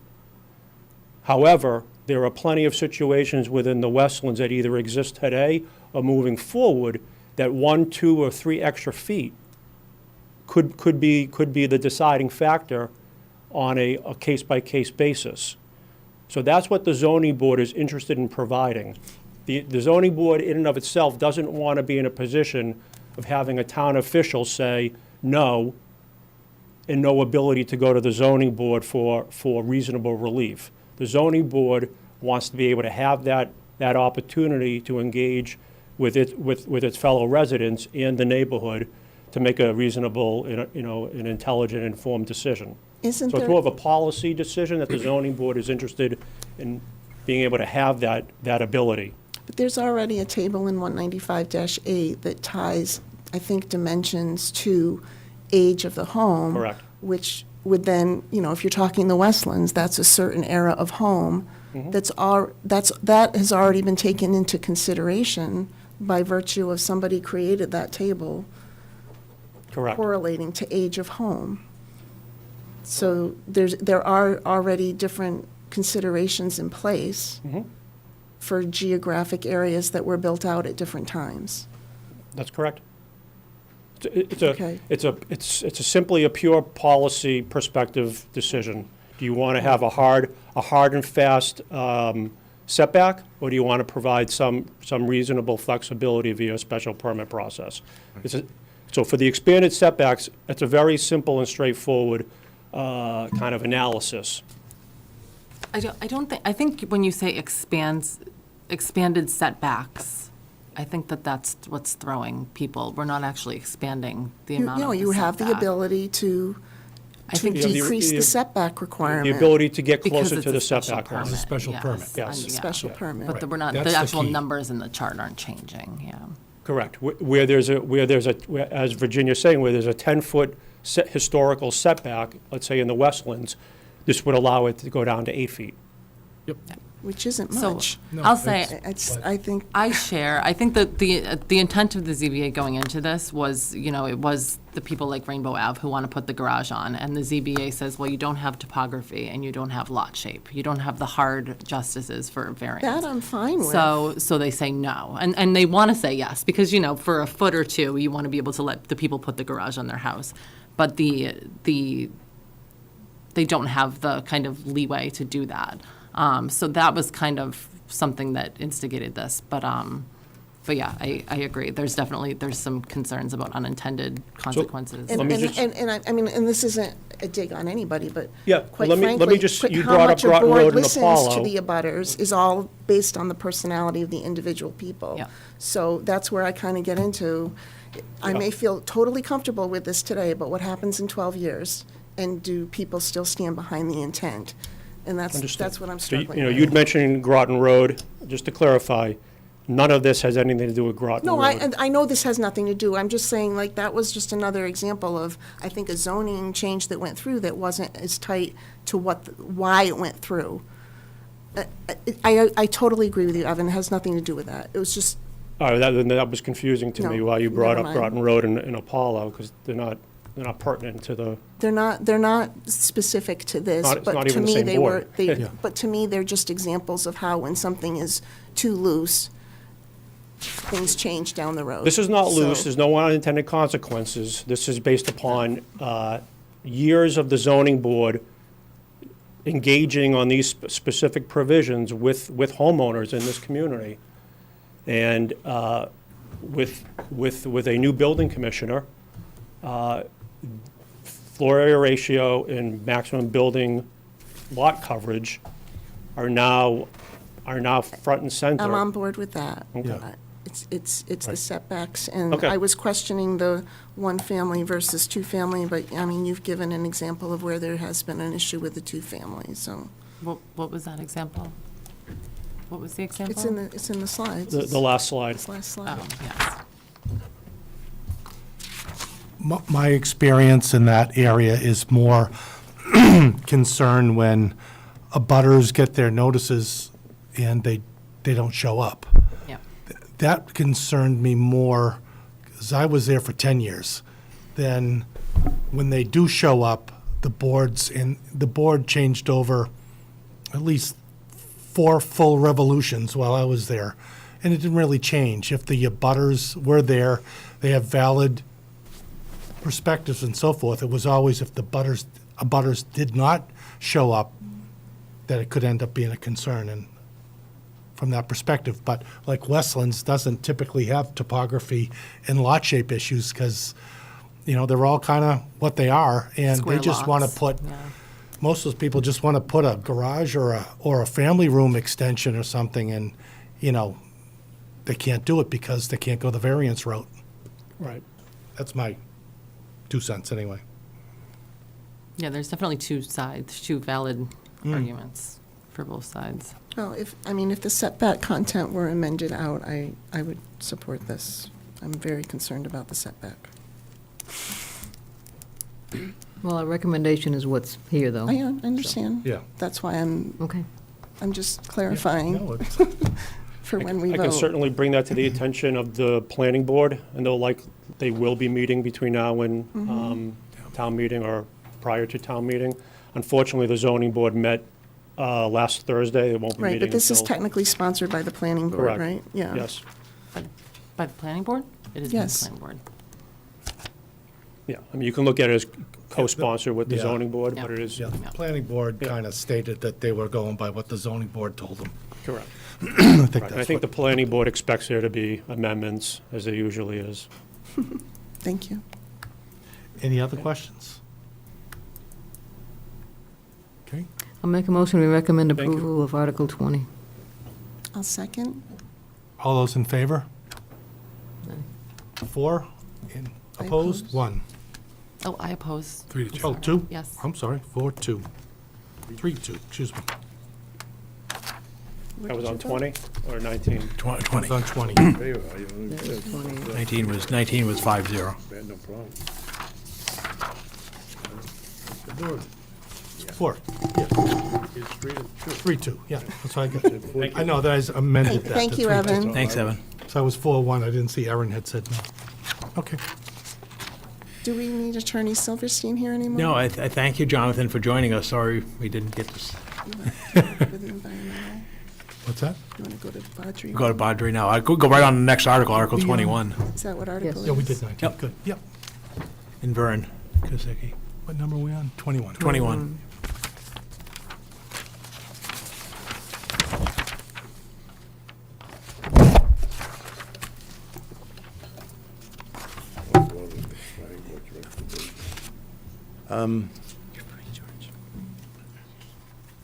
Can I have the Yeah, if you go to slides? slide 89, yeah.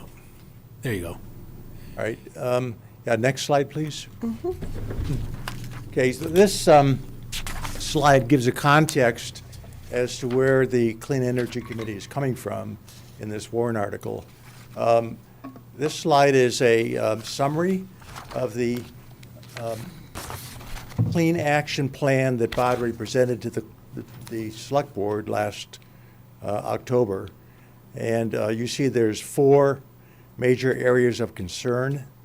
The present warrant article for adopting the specialized code addresses the second of those, the building emissions sector, and specifically the first bullet under that.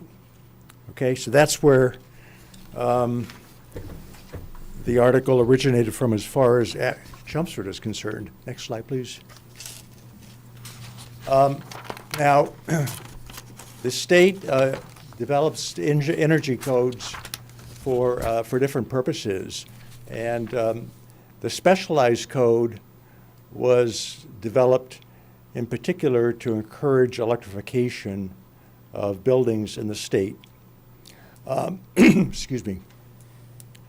This is a big deal because building emissions are one of the 2 major sources of greenhouse gas emissions. Hey, Badri, could you give me my? Do you have an empty cup? I do. I got a bottle of water there. Oh, I think he has one. Thanks. Thank you. Sorry about that. No worries. It's that time of year. This is a big deal because building emissions are one of 2 major sources of greenhouse gas emissions in the state. And in Chelmsford, it's actually 60% responsible of our building emissions, of greenhouse gas emissions come from buildings. Next slide, please. So in order to talk about the specialized code, first I have to mention the stretch code, take you through that. The stretch code was developed by the state about 15 years ago, and the goal of that code and its successive updates since then was to increase building energy efficiency. Their updates have happened about every 3 years, and the takeaway from this slide is that green communities have agreed to adopt the stretch code and all of its updates as part of being a green community. Chelmsford is a green community, and so Chelmsford adopted and has adopted since then all the updates to the stretch code. The most recent of those have hit in January of this year, called the updated stretch code. Now, the specialized reason I brought up the stretch code is that the specialized code, most of the specialized code is the stretch code with a few layers on top of it, additions to the stretch code. So because Chelmsford already has adopted the stretch code, the basic stretch code, we only have to concern ourselves from here on with the additions to that code. This is kind of complicated. Are there any questions at this point? No. Okay, next slide, please. So this slide is one of two slides which talks about those additions to the stretch code, which together with the stretch code make up the specialized code. Just to be clear, there are two pathways allowed for building energy under the specialized code, and those are fossil fuels, gas and oil, for example, or all electric. The state is looking for buildings to become all electric in the future and for gas and oil to be phased out. So for those building owners, and this applies to new construction only, for those building owners that choose to construct a new building using the fossil fuel pathway, there are two requirements. One is that there be solar generation, electrical generation on site for those buildings. And second, that the buildings be pre-wired so that when electrical appliances are put in place of, say, the gas appliances in the future, the electricity will already be at the site where those new appliances are being installed. For the all-electric, if an owner chooses the all-electric route, there's no solar required on the building. And obviously the building already has those electrical wiring in place because their electrical appliances are there now. So there's really no change in the stretch code for all electric pathway.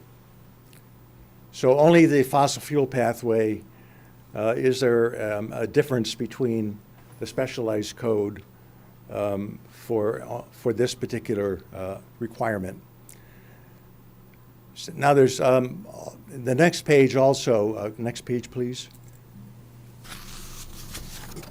has some additional requirements by the specialized code that's layered on to the stretch code. And this page applies to new construction and also alterations and extensive alterations greater than 1,000 square feet.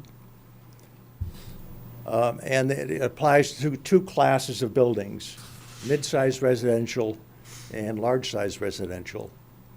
Mid-sized residential is defined as 4,000 to 12,000 square feet. And for the all-electric pathway, there's no change between this and the stretch code. For the fossil fuel pathway, there's a step up in energy efficiency of the structure itself for new construction or for the portion of the extensive alteration that's greater than 1,000 square feet, not to the not the whole building, but only to the new part of the project. For residential buildings, large-size residential buildings, greater than 12,000 square feet, these are 3+ stories usually in size. There's no solar required for these buildings. But both the all-electric pathway and the fossil fuel pathway require a step up from the stretch code in the energy construction of the building shell itself, the energy efficiency of the shell itself. Next slide, please. So in summary, specialized code addresses the additions, our additions to the stretch code, and I've talked to you about 2 classes of additions, one that applies to new construction and only, and those require solar on-site, solar generation on-site, and wiring to be used for future electrical appliances. And the second requirement is for energy envelope improvements for 2 classes of buildings, mid-size residential and large-size residential. The effective date of the new specialized stretch code, if the town does adopt it, would be January 1st of next year, 2024. Next slide, please. So to end up with then,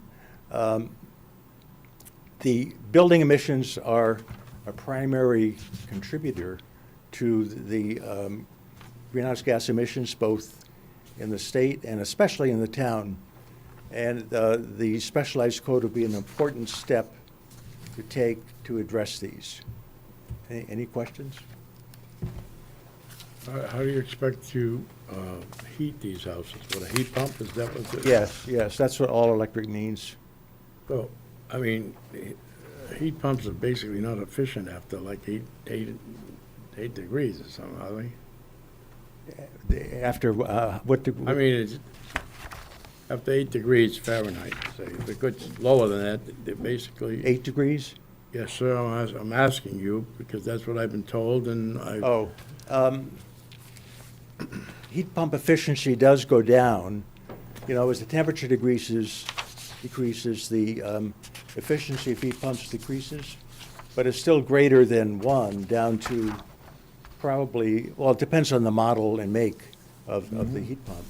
But you can buy ones that will go down to below 0 and still have more efficiency than the old-fashioned electrical radiators that used to be in houses. Yeah, I don't see a lot of those anymore, but I'm not trying to be argumentative either. I'm just. Yeah, no, they. You're going to put a lot of people out of put a lot of people out of business.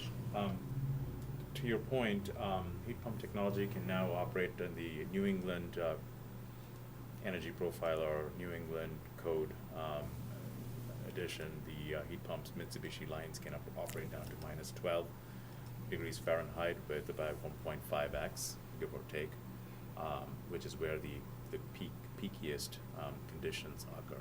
Is that what's changing all the insulation and everything in the house? This is about new construction. First and foremost, this is about a new construction. So will that, Right. Yeah. what will that do for the insulation requirements, et cetera, et cetera? I'm asking just for. No, understood. The insulation requirements are mostly addressed by the stretch code itself. The specialized code only has those 2 classes of buildings. But let me give you a personal experience. We have a heat pump, and I did a trial during the cold day we had last winter. Went down to minus 10 at our house. So we have, we have a booster, a heat pump plus a booster for the very cold days. A booster is just a heat handler? a regular electrical resistance heater. And so I turned off the booster to see what would happen. And in the morning at 7 o'clock, it was minus 10 in my house. And the heat pump wasn't quite able to keep up with the temperature as it dropped overnight. It was, the inside temperature dropped by 6 degrees. So it was 63 instead of 69 in the morning. But I thought that wasn't too bad. That's less than I would set back the house in any case if back in the days where I used oil and was set back for overnight. As soon as the temperature rose to above 0 in the morning, the temperature came back up. So I think that the concern for the heat pumps to be able to handle temperatures down to 0 degrees has been proven. In Norway, 50% of the homes are heated by heat pumps only. And that's a much colder temperature regime than we have here. But you're concerned about the cost of electricity right now, and using that, I mean, is a concern. I think that's a separate issue that needs to get addressed, by the state in the future going forward. And if you needed those electrical circuits put in place, do you have to almost rewire the whole house? I mean, This would be a brand new wiring. Yeah. Basically. So you're that's only for talking new- about new construction. That's only for That's new not what the construction, yeah. article is, though. Predominantly, this is for new construction. But it does say alterations, additions here. Over 1,000. Additions that are significant over 1,000. So can we explore the additions for a little bit? Sure. Is that okay, George, since you brought it up? I mean, So if somebody does a renovation on 1,000 square feet of their house, or does 1,000 square foot renovation or addition, do they have to bring the entire house up to this? No, only the renovated portion. But in order to But bring the but if they've renovated got, if portion they've up. got gas heat right now, Yeah. right, or gas appliances, and they're doing 1,000 square renovation that includes the kitchen and the family room, and maybe it's not even an addition, right? Now they've got to convert their heat and their appliances? No, there's no That's what requirement. this says, though, you have to be ready for either? Yeah, you have to be ready for either, which means you'll No, wire you, wire as the far as outlets. I'm sorry, as far as wiring is concerned, Yeah. so. So I have a gas stove, I have gas heat, and I'm gonna do 1,000 square foot renovation to my home. I'm not putting an addition on. Right. But I wanna renovate my kitchen and the bath, I wanna renovate the first floor, Yep. right?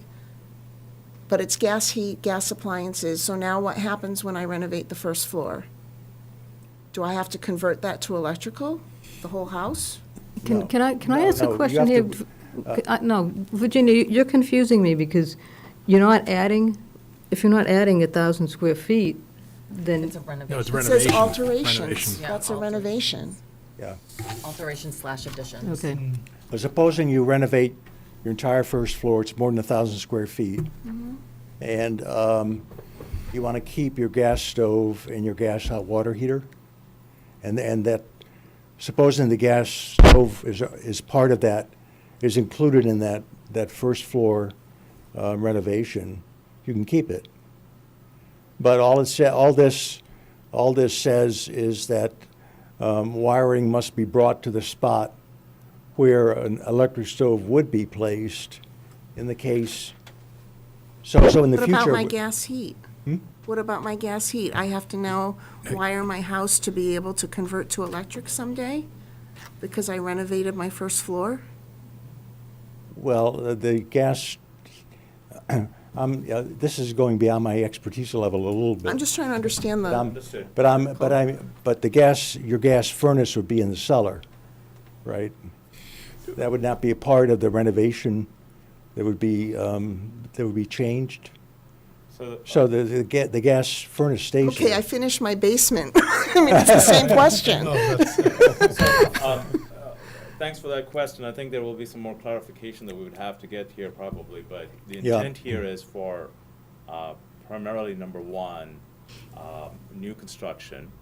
Number two, if you're doing 1,000 square foot renovation in your home, you're probably doing it because your house was already very old and you're not destroying something that was done last year and up to code in one way. So you are going to try and bring up the walls and the insulation factors and everything else, during which time this provides an accessibility for you to upgrade your wiring code to be ready for it, number one. Yeah. Number two, while this applies to today and tomorrow, and we look at it literally on January 2024, the state does have a robust electrification subsidy program for conversion of fossil fuel heat to heat pump technologies. So when you take it in the context of the overall cost of renovating 1,000 square foot and bringing it up to code and bringing it up to insulation standards and modernizing and doing it, you are bringing up to particular standards of modern day operation, which is being more efficient. The name of the game here is ultimately the efficiency. Yeah. May I just ask one Can I- clarifying can I- question? Is this, go ahead. Can I raise one other question? This is only applies if your house is greater than 4,000 square feet. So I said that this is for mid-size and large-size residential dwellings. So if your house is greater than 4,000 square feet, that requirement holds. If the house is less than 4,000 square feet, you know, this requirement is not there. For the renovation. Is this an all or nothing? Are we lifting this from some other regulation, or did we tailor this for Chelmsford? This is from the state code. So is it all or nothing if you adopt the state code? Yeah. Yeah, so, You can't say for new construction, but not for renovations? We have not worded yeah, it that so the particular way. state I know you code, haven't worded it that way. I'm asking No. if that's an option. I don't know. I You don't don't think it know? is an option. Okay. no, I think the, It's a specialized code. so the code, the specialized code needs to be adopted or not, as it is. I mean, all of the energy codes, all of our building codes, you know, we can't adopt them piecemeal. We adopt the code, the whole code or not. We've already agreed to adopt all of the stretch codes. And one other issue, one other point I'd like to make here is that if you're really interested in the specifics, there's a public forum tomorrow on energy codes at the library. And there'll be an expert from the Department of Energy Resources there to be able to answer your questions like this. I'll specifically bring up the question that you asked about the, you know, what is it? If I understand you, you're asking if you renovate your whole, if you live in a house that's more than 4,000 square feet, so that this requirement applies to you, and you renovate your whole first floor, let's say, do you have to get rid of your gas furnace? Is that what you're asking? That was one of the. That was just an example, but my bigger concern is I can wrap my head around new construction a lot easier than I can wrap my head around levying something onto existing homes Yeah.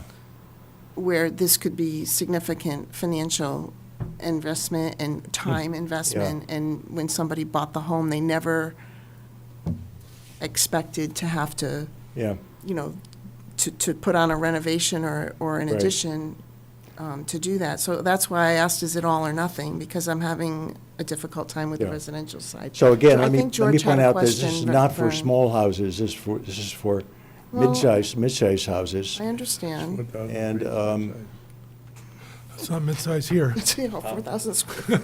Padre, Yeah. Padre, excuse me, is it Concord that has this 100% in place right now? Are any other towns, or is it, or do they even have it? 100%? have other towns passed this? Yeah, they adopted it. Yeah, So, there's about a dozen towns, I think, that we know of that have already adopted it. So I'll read that out to you. Brookline, Cambridge, Watertown, Somerville, Lexington, Newton, Lincoln, and Boston have adopted it. Boston's waiting the mayor's signature as of the last email that I have. And on the town warrant articles for the April 24th and 30th in Arlington and Concord respectively.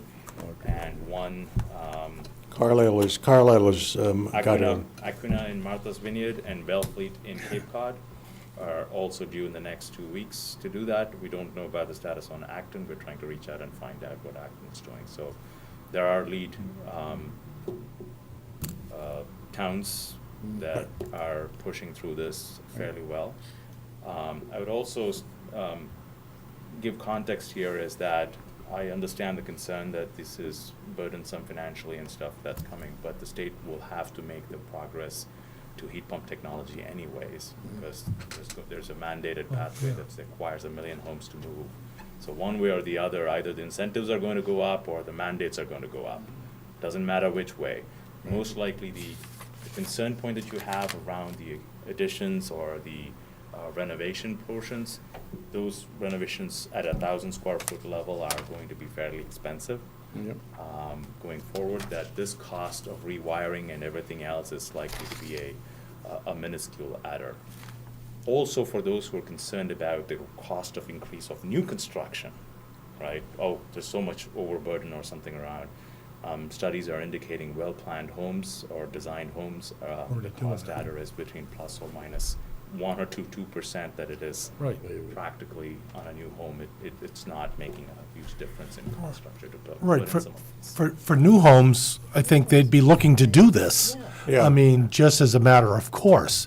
It's just when we get into renovations and so forth, and I still feel, personally, I still feel like incentives are the best way, and efficiencies, as you mentioned, Bern.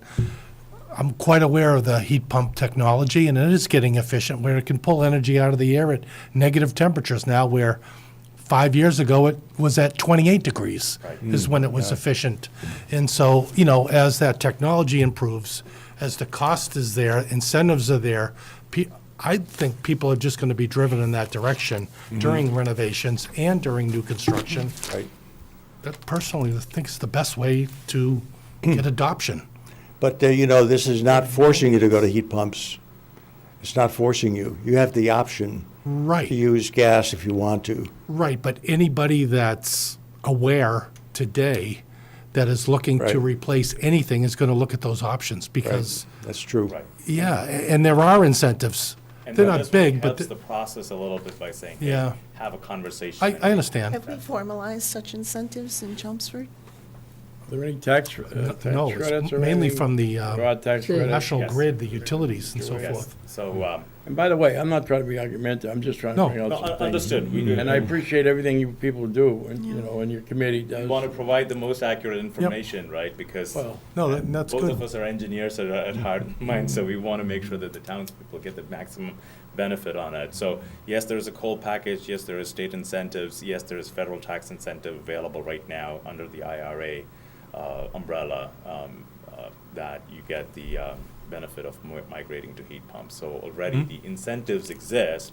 This creates a policy level layer to try and begin the discussion and at least create a conversation in town about town resources, not town resources, in workforce, to say, hey, this is conversations we need to have more and more, and there are demonstrator systems that go on and practice basically. And it improves the overall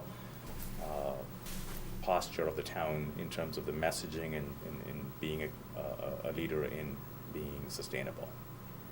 Thank you. How many homes in Chelmsford are between 4,000 and 12,000 square feet? Between 4,000 and 12,000? Yeah. I don't know myself. I think that townhouses are probably in that range. If they're two-family? Condos that I are assume- less than 3 stories. If I assume that there are about 9,000 to 10,000 homes or 12,000 homes in Chelmsford, you're looking at probably 2,000 homes that are 4,000 square foot plus, and then that would be very, very large number. I don't have 4,000 square feet in my neighborhood, I don't think. But it includes multifamilies, is what you're It saying. includes multifamilies So too, what which about we like have. apartment buildings? Does It says include one or apartment two complexes? families. Oh, just one or two The families? apartment buildings, which is 12,000 square foot, we'd have to see how the petitioning happens, Or- but, for example, UMass Lowell West, the redevelopment of that developer has already agreed to significant potential for investigating and inputs into heat pump technology themselves and upgrading and putting even some solar panels. But At this least only includes one or two families? In general, yes. In but, general?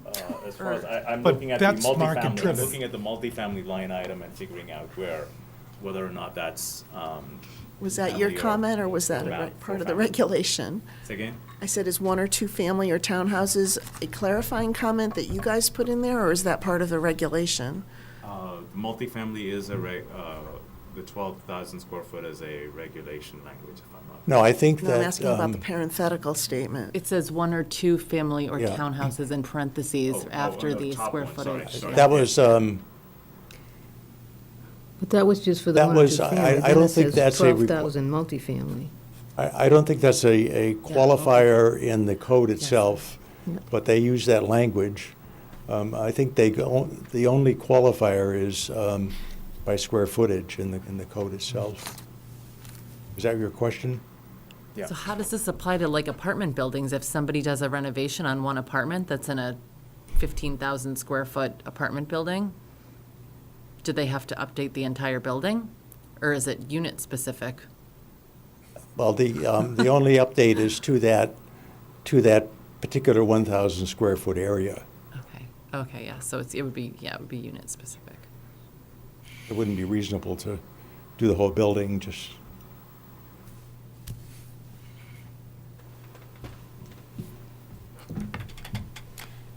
Any more questions?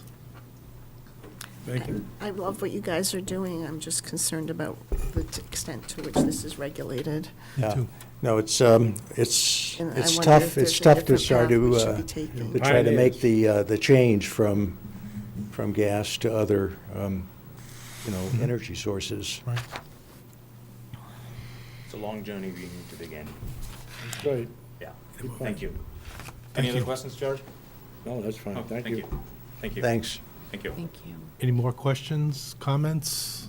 I'll take a motion. I'll make a motion, we recommend approval of Article 21. I'll second. All those in favor? Aye? Against? Opposed? Aye. 1-4.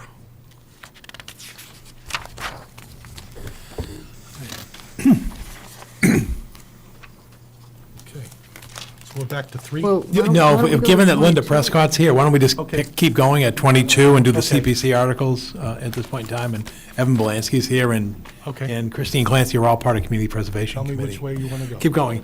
Let's go to 22.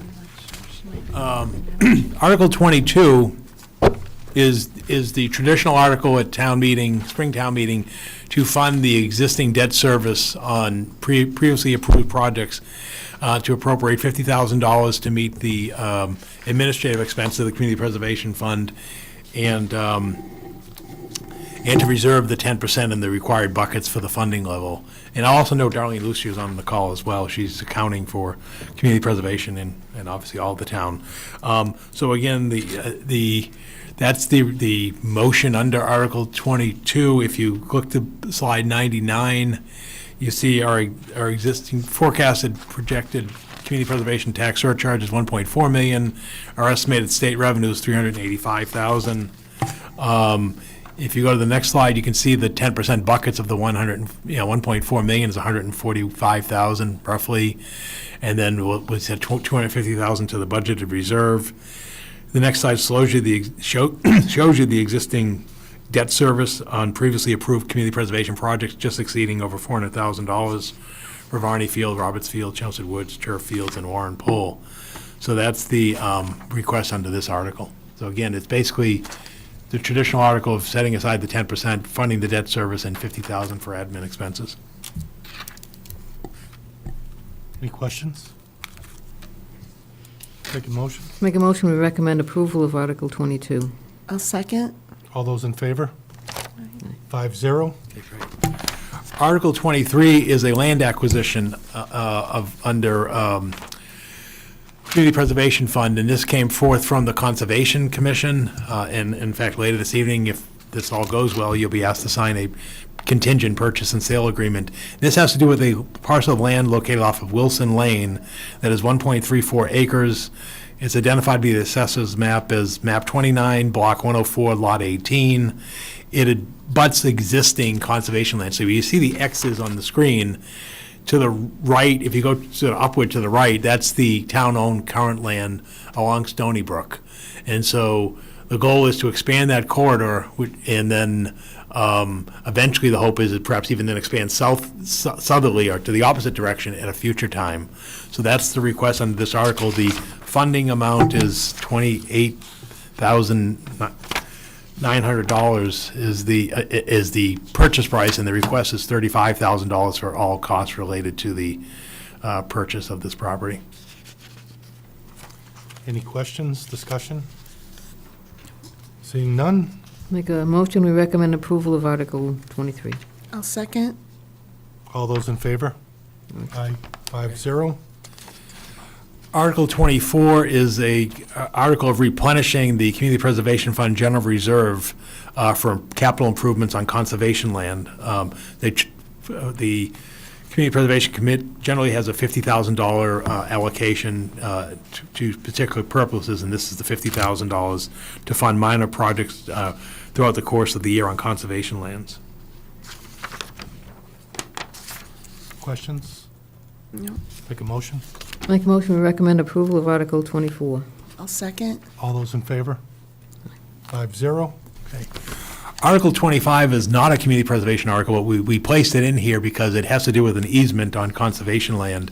It's located at Two Shore Drive, and it would authorize the town to grant an exclusive easement to the adjoining property owner of Two Shore Drive to pass over for the purpose of their driveway. And there's the illustrative plan, and if you look at the next slide, there's the real plan.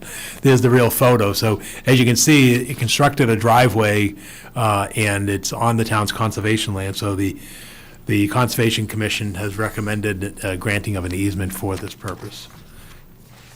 Questions? Take a motion. Make a motion, we recommend approval of Article 25. I'll second. All those in favor? 5-0. Thank you. Now we return to the Community Preservation Fund. Article 26 is a request for $275,000 from the Community Preservation Fund General Reserve for the preservation of the town's vital historical records. This has been going on for over a decade in terms of the digitalization and full restoration of the town's most at-risk vital records. And I think if you move on, you'll see a couple of photos of sort of the before and after. You know, these were some tough conditions that we had at the start of the project, tax records and so forth. And if you look at the next slide, you sort of see what the end product is you sort of see nicely preserved and digitized records, so that reduces the amount of the handling as well as preserving the records and, you know, and climate control conditions for, you know, the future. Any questions? I have a question. Are we just sorry, because I'm new. Are we just digitalizing them? Digitalizing Or are and they restoring, actually, restoring them. And Linda's here as well, restoration and digitalization. It's restoration and digitalization.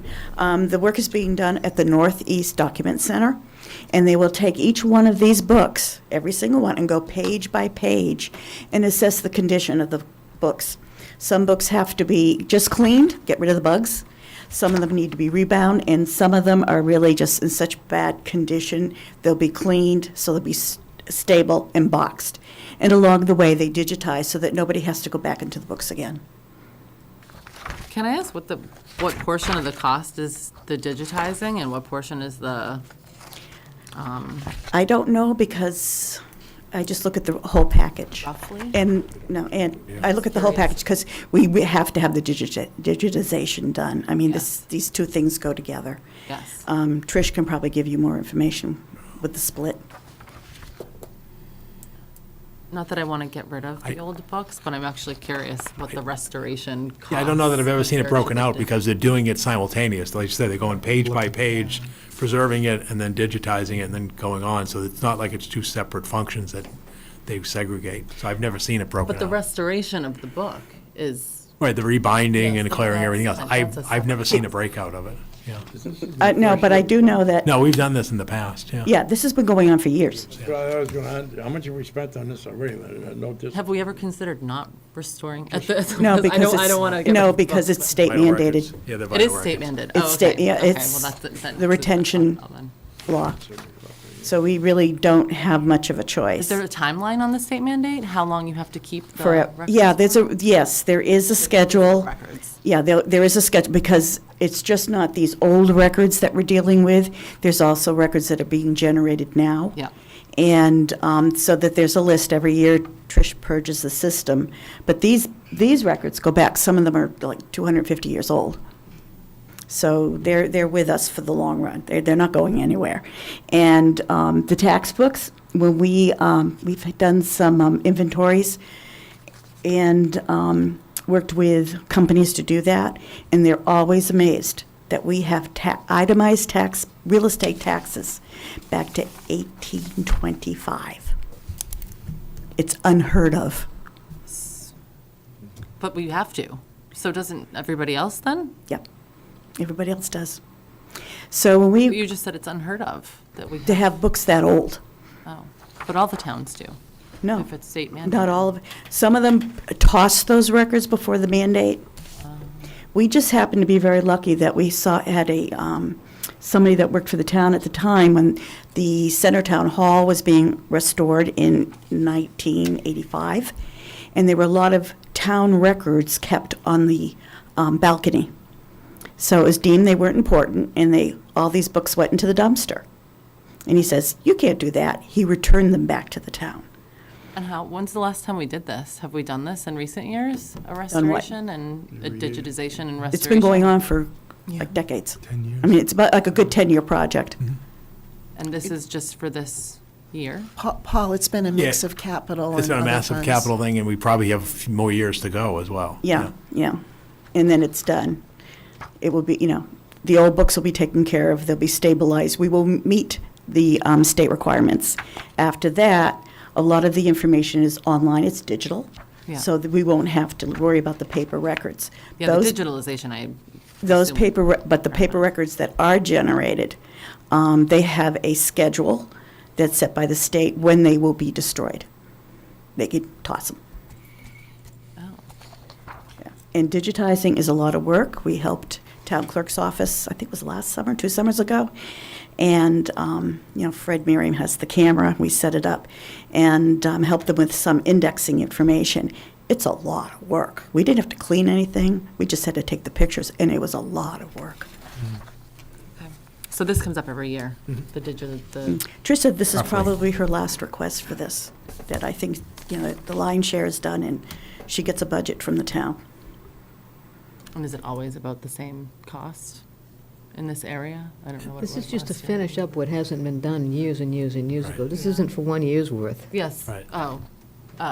Yeah, this will So probably be it's a different couple every years. year, Yeah. though. The money one is different every And then going forward, we're trying to archive more recent records and actually do it live so Yeah. that things get digitized. Yeah, this is part of a big project to get the older stuff. I get it. Okay, thank you. Any more questions? Any more? George, did you? He's just thinking here.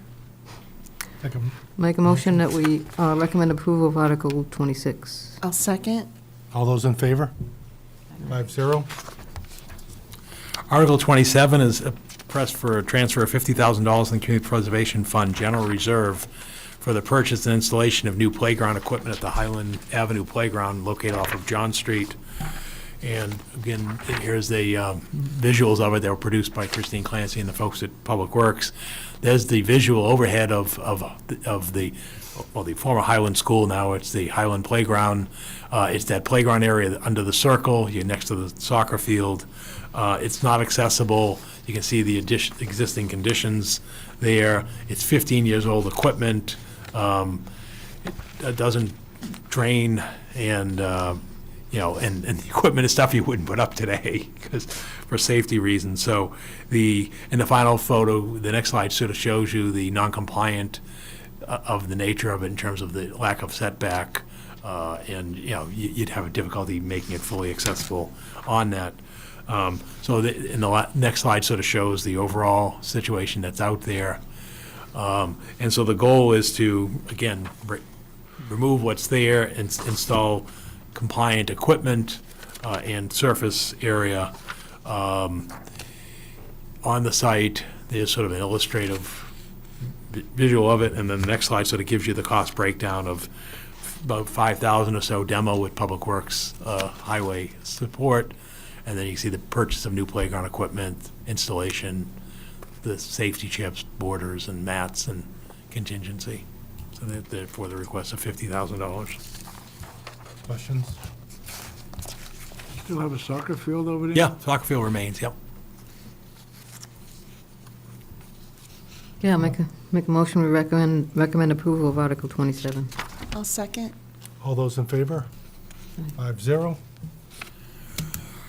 Article 28 is a request for transfer $8,000 from the Community Preservation Fund General Reserve for the preservation of headstones at Forefathers Cemetery. Linda's here. This one's very dear to Linda's heart. Yeah. And she's got some photos and such to explain.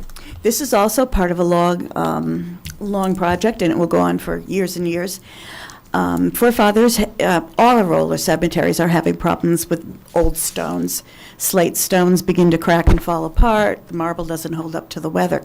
So these are the 20 stones that David has chosen to restore this summer. So every couple of years, he'll come back and ask for some money for restoration. And we have a remarkable cemetery, and we have a remarkable superintendent. Yeah, he's very good. He really takes good care of these stones. Any questions, George? No? Take a I'll motion. make a motion, we recommend approval of Article 28. I'll second. All those in favor? Aye. 5-0. Article 29 is a request to transfer $47,250 from the Community Preservation Fund General Reserve. And this is for the creation of a walkway in the center along Beaver Brook at 1 Billerica Road, 44 Central Square. You may recall that the Center Village Master Plan and the recent Planning Board approval of the redevelopment of the old Oddfellows building envisioned a 30-inch gravel path located along the brook and the existing parking area that the town acquired to create a newly established corridor and pocket park. This includes management of invasive plants, improving the environmental area of it and removing some existing pavement. And really, Evan's been sort of steering this one up, from its inception. And in fact, the final slide on the next thing shows you how far back it goes. This was the whole envisioned plan of a brook walk through the entire center, part of which has already existed with the Grist Mill 1 on the other side of the center. And now this would expand it across, where the new construction's going on along the town's parking area that's been purchased. So that's what we're seeking here. Questions? And then the cost breakout is there. Make a motion. Make a motion, we recommend approval of Article 29. I'll second. All those in favor? Aye, 5-0.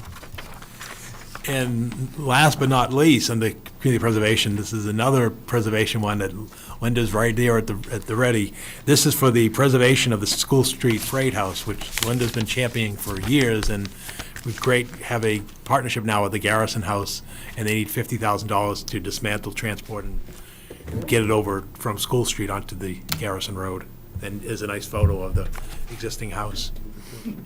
This particular building, the Historical Commission has probably been trying for 15 years to relocate, but nobody wanted it. And it wasn't until, actually, one of your Board of Select members came forward and said, let's revisit this. And the Garrison House was able to step up and say, we'll take it. And they've gone in and deemed that you can move it. I don't know what the latest plans are. I have texted Deb and I haven't heard from her. I'll hear tomorrow night. But at this point, it appears that they will actually drop the 4 sides of the building down. They remove the roof and they'll drop the 4 sides of the building down, put it on a flatbed trailer, and transport it to the Garrison House site, where it will have a foundation waiting, and they'll reassemble it. And they're only looking for transportation costs. They do all the work on their own once it gets on their property. They're going to restore it to being a train station, like a waiting room. And they have a very special exhibit to go in, but I can't say what it is yet. It'll be worth making the visit. They will also, so it will also be an education center. Any questions? Make a motion that we recommend approval of Article 30. I'll second. Those in favor? 5-0. Thank you, Motion Linda. passes. All right, now we can go back to the beginning. Go back to 3.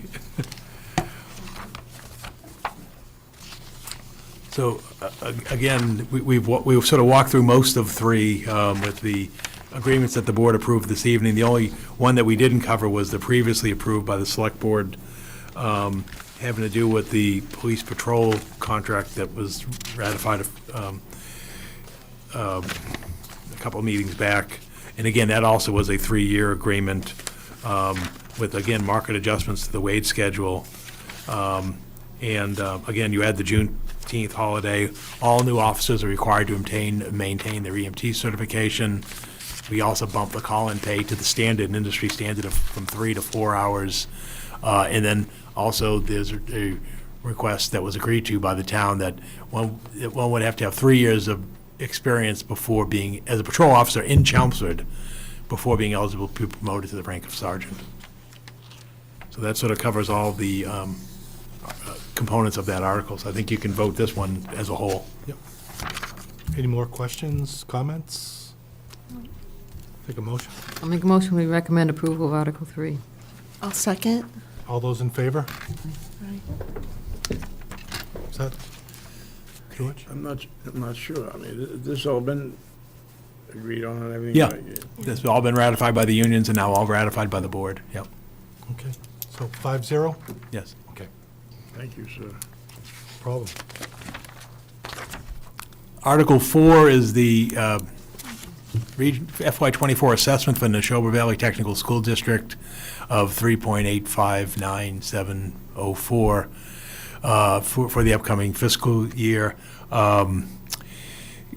Dr. Pigeon presented to the Finance Committee and also earlier at the tri-board meetings and such where they were going.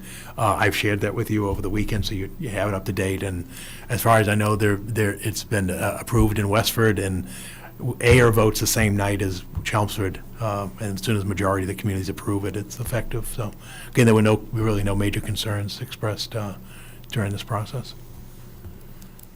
Question, discussion, motion. Make a motion we recommend approval of Article 4. Article. 4? Article 4. Second. Neshoba Tech. Article 4. Yeah. I thought I heard 3. I thought I heard 3. Well, I'll Me second too. Article 4. All those in favor? Aye. 5-0? Article 5 is the fiscal year '24 operating budget for the Chelmsford Public Schools at $70,700,000.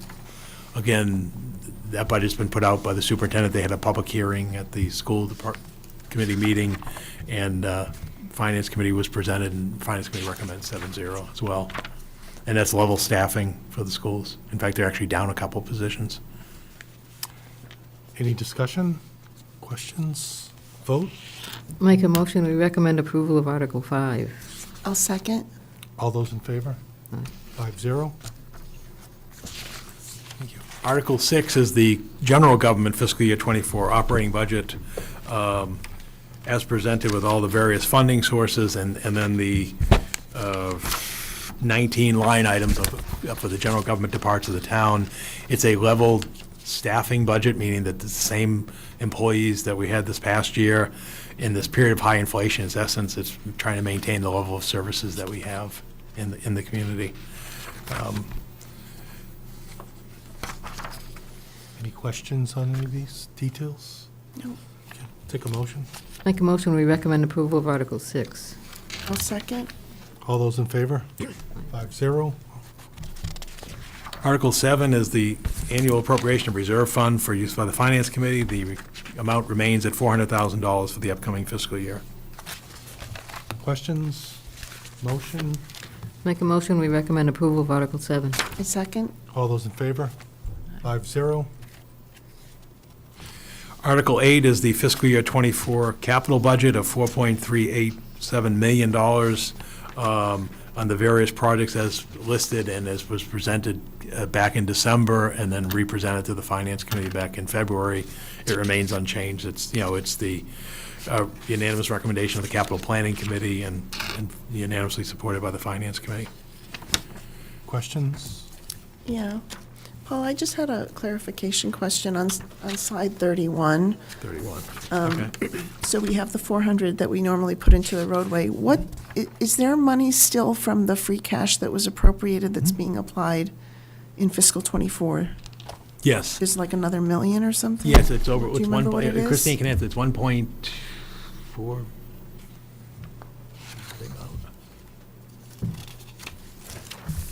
I do not have the information with me tonight, but yes, we still have, in the contracts that we are issuing right now, the reclaim, the mill and overlay, and sidewalk that is using the free cash from the previous years. I want to say it's 1.2, it was 1.2, 1.4. But there's more being applied to fiscal '24, right? Correct. It was for 2 years. It's for this calendar year. I guess that's the thing is we have, we kind of operate our paving and sidewalk plan on a calendar year and this fiscal year. So yes, that money will be applied still. These contracts will be applied through those funds. Okay, thank you. And I just had like Paula, I guess a procedural question. So the motion is for the 4.387 million. Mm-hmm. And then now we have the recaptured funds. So what is town meeting, what are we approving? Are we approving the 4.387? It's actually or the 4.14? You're appointing the 4.387 as appropriation, including all of the individual projects listed, and then the funding source is the recapture and then the borrowing is the balance, yeah. Thank you. So we ended up only borrowing 4.1 million. Well, Yes. excuse me. When we started this fund, right, it was like, then we sealed it off at like 1.5 million. Is that what we started it at? And now it's up to like 3 times that. Just wondering where we, Well, I mean, we've, I know inflation and the cost It's of whatever, but, I'm trying to think where I started. I mean, I think it was about 3 million. it was 3 million. It was 2.5 before then. I think it was 2.5 when I started, which was 16 years ago. It was 2.5. What we try to do is target it towards the growth of the town's budget. So here you got 4 million out of a $153 million budget. So that's, roughly 3% or so. So that's how we do it, yeah.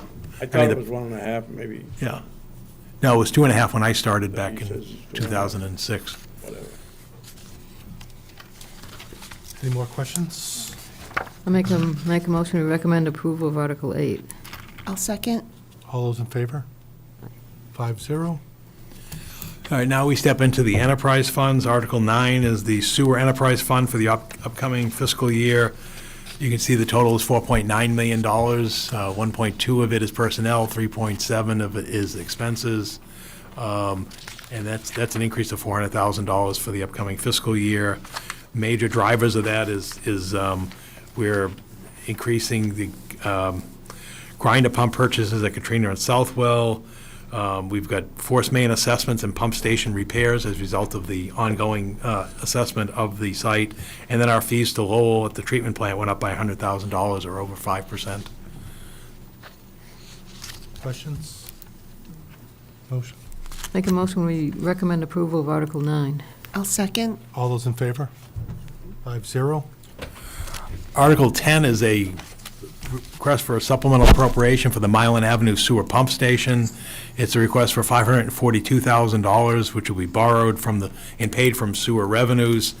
Milan Avenue Sewer Pump Station was constructed back in 1995. Back 3.5 years ago, we appropriated $25,000 for the engineering and design work for the upgrade. Back 3 years ago, we appropriated $350,000 for the work. And now we need this balance of 542 to pull the units above, if you look at the last slide, pull the units above grade, which would make it a lot more durable and easier to access and to address. So this will get us, that final stage. Questions? Take a motion. Make a motion, we recommend approval of Article 10. I'll second. All those in favor? 5-0. Thank you. Article 11 goes on to the Stormwater Management Enterprise Fund of $1.56 million. $830,000 is for personnel, $732,000 is for expenses. The budget increase is 2.92% or $44,000 to maintain our 95 miles of drains, 4,500 catch basins, 600 drainage outlets, 210 culverts, and 50 detention ponds. Questions? Take a motion. Make a motion to recommend approval of Article 11. Oh, second. All those in favor? 5-0. Article 12 is the Chelmsford Forum Enterprise Fund. This year, the amount is $65,000 to operate the forum revenue. That's the minimum under our management contract for the facility. Basically, it keeps this out of the property tax levy. So this will move us into the new contract with a new floor of $65,000 of revenue to the town. Questions? For motion, please. Make a motion to recommend approval of Article 12. I'll second. All those in favor? 5-0. Article 13 is the Public Educational and Governmental, or PEG Access Enterprise Fund for the upcoming year, working with Pete Padula, who oversees that operation. The request is $580,000, $430 personnel, $150 in expenses, and this comes from the 4.5% assessment on the Comcast and Verizon cable television bills, and right now we're meeting these budgets within the revenue from cable television. Questions? Motion, please. Make a motion, we recommend approval of Article 13. I'll second. All those in favor? 5-0. Article 14 is the Golf Course Enterprise Fund, and this is maintained at $30,000 to operate the golf course, which again comes from the professional management company's fees to the town to operate the golf course. Questions? Take a motion. Make a motion, we recommend approval of Article 14. Second. All those in favor? 5-0. Article 15 is the annual authorization of departmental revolving funds at the same level as been in the past years, and there's hope, again, the new governor has submitted legislation that we wouldn't have to bring this every year, but it would only have to bring it if the levels were to change for any particular item. But this basically maintains the, revolving funds for dog licensing and the senior center trip program and seal of weights and measures inspections and so forth. So again, no impact on the tax base. Questions? Take a motion. Make a motion, we recommend approval of Article 15. I'll second. All those in favor? Article 16 is a cemetery improvement and development fund, and the request for this town meeting is $35,000 from the sale of graves and lots, and that's going to be used towards the completion of the 3.5-acre expansion at Pine Ridge Cemetery, including the installation of drainage structures, screening, and spreading of loom hydroseeding and lot design. Questions? Take a motion. Make a motion, we recommend approval of Article 16. I'll second. All those in favor? 5-0. Article 17 is the annual Community Action Program Fund appropriation of $10,000. That's been in effect since 1996 to provide matching funds for community improvement projects that benefit the community. Since that time, there's been over 100 projects totaling $135,000. Questions? Take a motion. Make a motion, we recommend approval of Article 17. I'll second. All those in favor? 5-0. Article 18 is to amend the town's bylaws to add a new chapter for seal of weights and measures, to provide the fee schedule for weights and measures inspection fees. And the reason for this is that the default state level of funding doesn't meet the cost of the program that's provided to us regionally by NIMCOG. And so basically there's a schedule there that deals with the devices that are weighed, whether it's, price scanners at electronic checkouts, to gas pumps, oil trucks, or simple weight scales that you'd see at a deli or at a pharmacy. So again, this is meant to just cover the cost. It's not meant to generate anything beyond what we're paying. Questions? Take a motion. Make a motion, we recommend approval of Article 18. I'll second. All those in favor? Aye. That's it.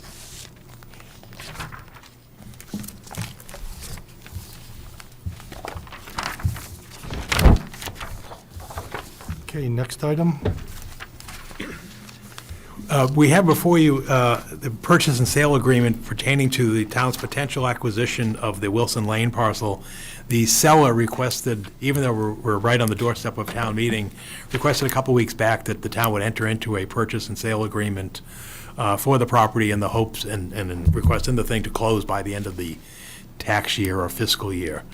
So that's what's here. The document was reviewed by town council, and I have it, as well as by David Coons, our conservation agent, and what we have is a final form, and I apologize for some of the errors that were missed by all of us in terms of putting this together at the last minute. But this basically is that purchase of the property for the $28,900 amount that was mentioned earlier when we were going through the articles. So this So- is just like a draft for us to review? It No, hasn't this been signed and- this would be. The version that we signed tonight, text still says $16,200, so should we vote as No, amended? you can vote it as amended, and what you have in the folder will be the corrected one, yes. Okay, so, but then there were other Right, I things. think we caught all of them. What that- else were From the there? packet. Those were all caught, and we've incorporated them into the final version that you signed. Okay, because I have a question about, because I didn't see the revised one, those dates that I mentioned. Yes. on- The dates are basically to close by June, I can give you the date. Can you point us to a page in a section? Okay, paragraph 8, time of performance, it says, deed to be delivered by the 28th of June, 2023. Yep.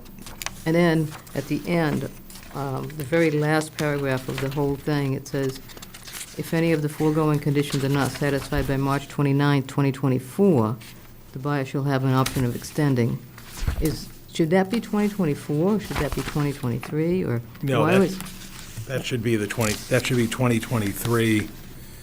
But that makes no sense. What 'cause page is that's- that on? That's page 6. 6, okay, I'm sorry, I Yeah, it missed doesn't past make any that. sense, because that date's passed. Right. Yeah, that should be, where was it? And then that's a- after that's that, a it clo- references two dates, June 5th, is it 2023 or 2024? The closing date is scheduled for 28th of June, 2023, Right. and then,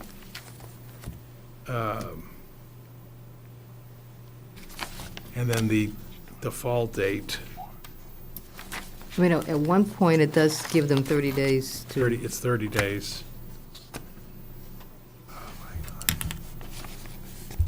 Well, the way I read it, Pat, is that if the closing hasn't occurred by June 5th of this year, then the agreement could be terminated. However, you can extend it, but if it's not satisfied by March 29th of next year, the furthest I you don't can s- extend it is June 5th of next year. That's how I read that. That gives you a lot of time. Yeah, it was, That's not what it was meant to be? no, it's meant to be a month after. What does the version that we signed off say, Paul? Yeah. The version has the typo of March 29th, 2024. And it's supposed to be 30 days, so it's supposed to be July 25th. It's supposed to be July 25th.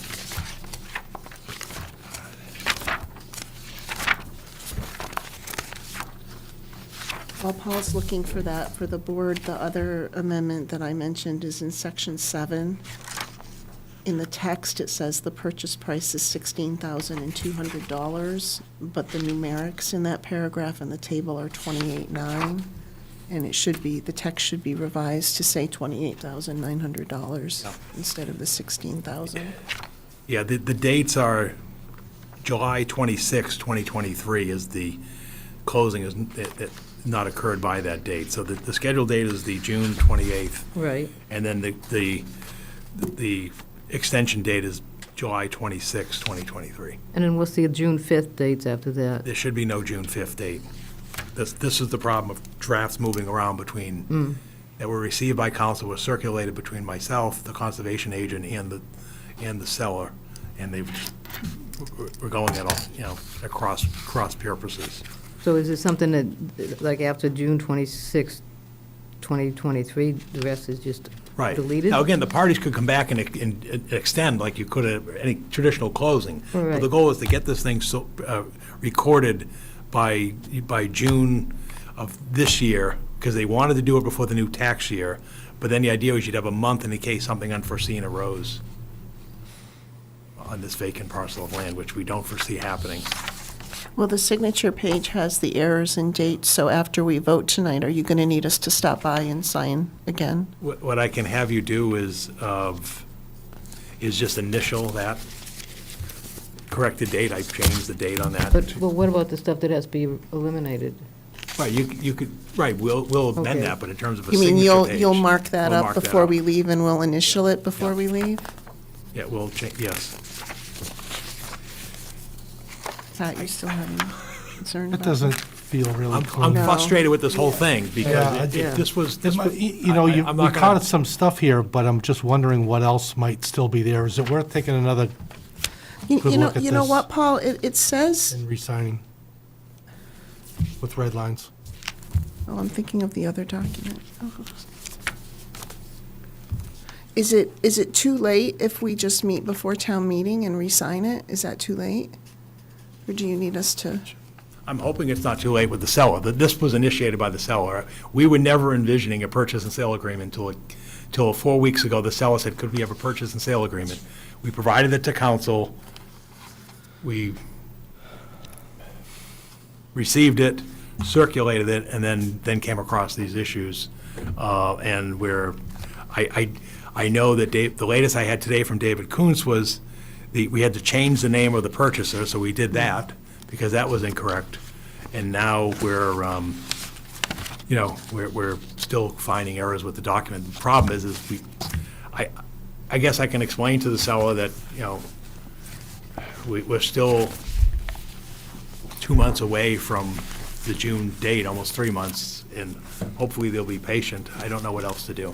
It's kind of, I don't think it's necessary to call you into a special meeting for this. No, And I but if we- apologize that it was, that this has come to this. But like Virginia mentioned, could we do it before town meeting? Yeah. Come at I mean, 7:15 I'm or willing to do that, or if they're not amenable to it, I mean, I'm happy to just, come in here quickly, early Friday morning or something. do That that gives you too. time to Okay. post I a mean, meeting. I'm glad with approving it as amended, but as long as we see it as amended before we all sign it. Right. Because I think that's, No, I'm I going to mean. send it, I'm going to send Virginia's it. Town got some council, things, I've Paul got some Haverty should be back tomorrow. Basically, I'll get on a call with him, David Kuntz, and we're just going to go through this thing line by line. and Yeah, get that's this what thing I'd like straightened to away. see. Do you And want us with- to come back together to meet? No, I mean, we can, For I'll 10 have minutes? David, I'll let you know if that's necessary. I'll have David reach out I can explain to David that the board's ready to sign it, and that we just had problems with the document itself, Yeah. which, and then see where they're at. If they're insistent, then I can ask you for a special All meeting. I'm Please have asking- them do it and track changes so Yeah. it's easy to see. Yes, that's a great idea. Yes. But all I'm suggesting, Paul, is if you think we might need to, do you need us to target a time? If waiting to. We can schedule that. I'll let you know. If Okay. there's anything else that Could comes up. probably but- do like 7 o'clock or something. Oh, you're talking about like 7 on a.m. Friday? Yeah, like I can come in the morning, Oh, yeah, Friday, I mean, you early, could just early send me morning through, or yeah. something like that. Hopefully it won't be necessary. Hopefully they'll just say, yeah, sign in the town meeting, and you get the town meeting vote, and then we just Okay. move towards Okay. closing. All right, that's fine. I'd rather do it that way. Yeah, then, Track changes. Okay, but we do need to have a motion if we're going to come in separately to sign it. We have to approve it now. Yep. no, I think what he's saying is we'll either do the motion and signing right before town meeting, or we'll come in Right. for a special meeting to Right. do it. Because there's so many changes, we don't know what amendments we're voting on. Right. Yeah, that's probably fair. Yeah. It's Okay. too much. To vote on Yeah. a Yeah, I clean agree. document.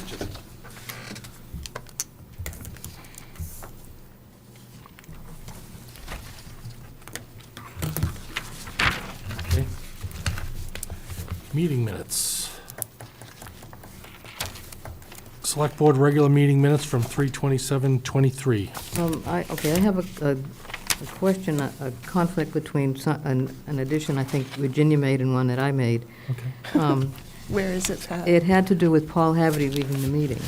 My notes were that he left after the MSBA thing. Your note was that he left before the What page are you on? 5 and 6. On the minutes, 5 and 6. You have that town council Paul Heavy left the meeting before. Didn't he leave before Jay Lang? I wrote in my notes that he left right Because there was no after. reason for him to stay. There was no reason for him to stay, but it was really quick. But, I mean, I'm fine with changing it to where you have it, but it shouldn't say it 2 places. Oh, it does say it in 2 places. I'd have to go back and watch, but I think that we told him he could leave when Okay. Dr. Lang came All right. on and he was packing up his I do, things I do too. as Dr. Lang was speaking. Yep. Okay, maybe I He noted when has he left. amended the on room. page. Right. Page So the 6. amendment would be to delete Attorney Haverty left the meeting at this point on page 6. Okay. All right, so I'll make a motion that we approve the meeting minutes for March 27, 2023 with that amendment. I'll second. Am I supposed to vote? Because I wasn't here, so. No. I don't vote. You abstain. All those in favor? Abstain? 4, 0, 1? Mhm.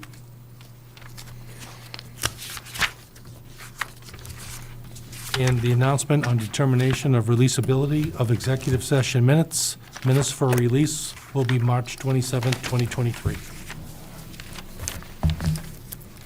Okay, next is Select Board Member Liaison Reports and Referrals. George? Virginia? Yeah, I have a few.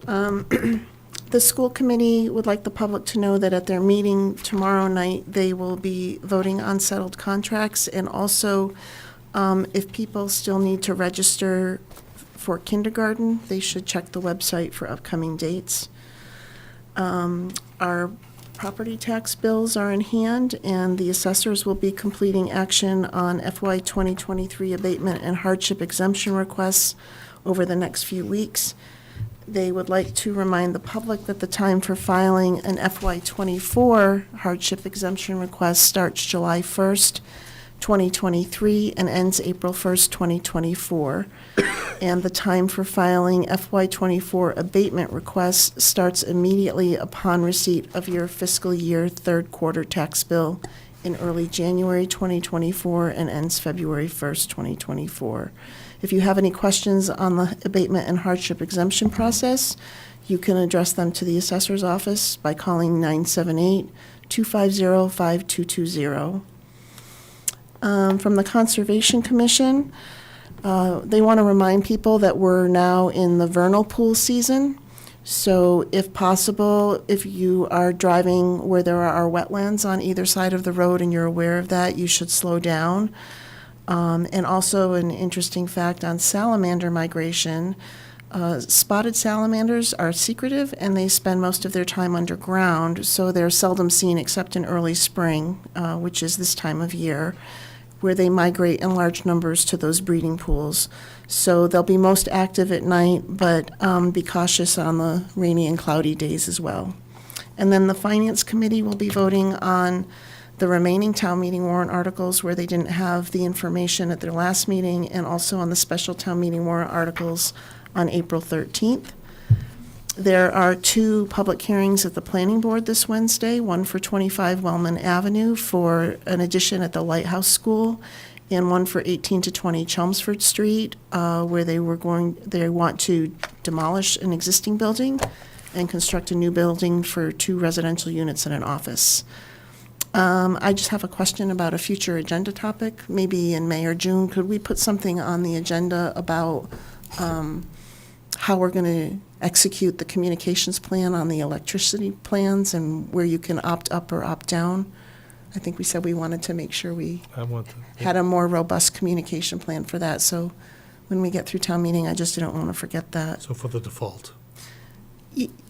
Well, it's how are we going to communicate to residents? Usually there's something in the tax bill, but we talked about overextending the communication this year, since there's going to be a change. And Paul, do you have the information session scheduled for town meeting? Yes, it's a week from Wednesday, so the 19th, at 7:30 PM at the North Town Hall. That's going out by the town clerk's office tomorrow. That notice, because we just received the moderator's letter, and so that's a week from Wednesday. And will that be televised this year? It will be videotaped, yes. Great, thank you. I'm done. Erin? You don't have liaison, I but don't you have could have liaison, so future. yeah, when do we do You can that? have future Next things. meeting. Next meeting. Next meeting. Oh, we will? Yeah. Okay. Pat? Yeah, I have a few. We've had 3 ribbon cuttings since our last meeting. The first one was at the new location for Pride Star Trinity Ambulance, which is on Chelmsford Street across from the softball field and the gym, the workout field that we have there. Second was Liz Ferreira Aesthetics. That she has a place up on Courthouse Lane up in North Chelmsford, and she has all kinds of products and services that will make you feel and look better. And then today we had a ribbon cutting at RK Mart, which is the gas station convenience store at the end of Route 27 at number 7 Acton Road. He has all kinds of good stuff in there, including a cryptocurrency ATM, I guess I'll call it. So you can go there to buy your cryptocurrency. Couple of library things. The Poetry Slam this year will be on April 27th at 7 p.m. And the Friends of the Library are going to hold a book sale on April 28th and April 29th this year. That's a Friday and Saturday. On Friday, the book sale will go from 7 to 9:30. On Saturday, it'll go from 9 to 2. No Sunday hours for this book sale. And lastly, Sheriff Peter Katugian is accepting applications for the Youth Public Safety Academy for kids ages 8 to 12. This is an excellent program. I've been to many of their graduations where these kids, they learn all about public safety. They go to the fire station and the police station, and they come away really informed about how public safety helps them in their lives every day. That's all I have. Okay, and I'm all set. Do we have a motion to adjourn? I make a motion to adjourn. I'll second. All those in favor? Aye. We're adjourned. 8:30.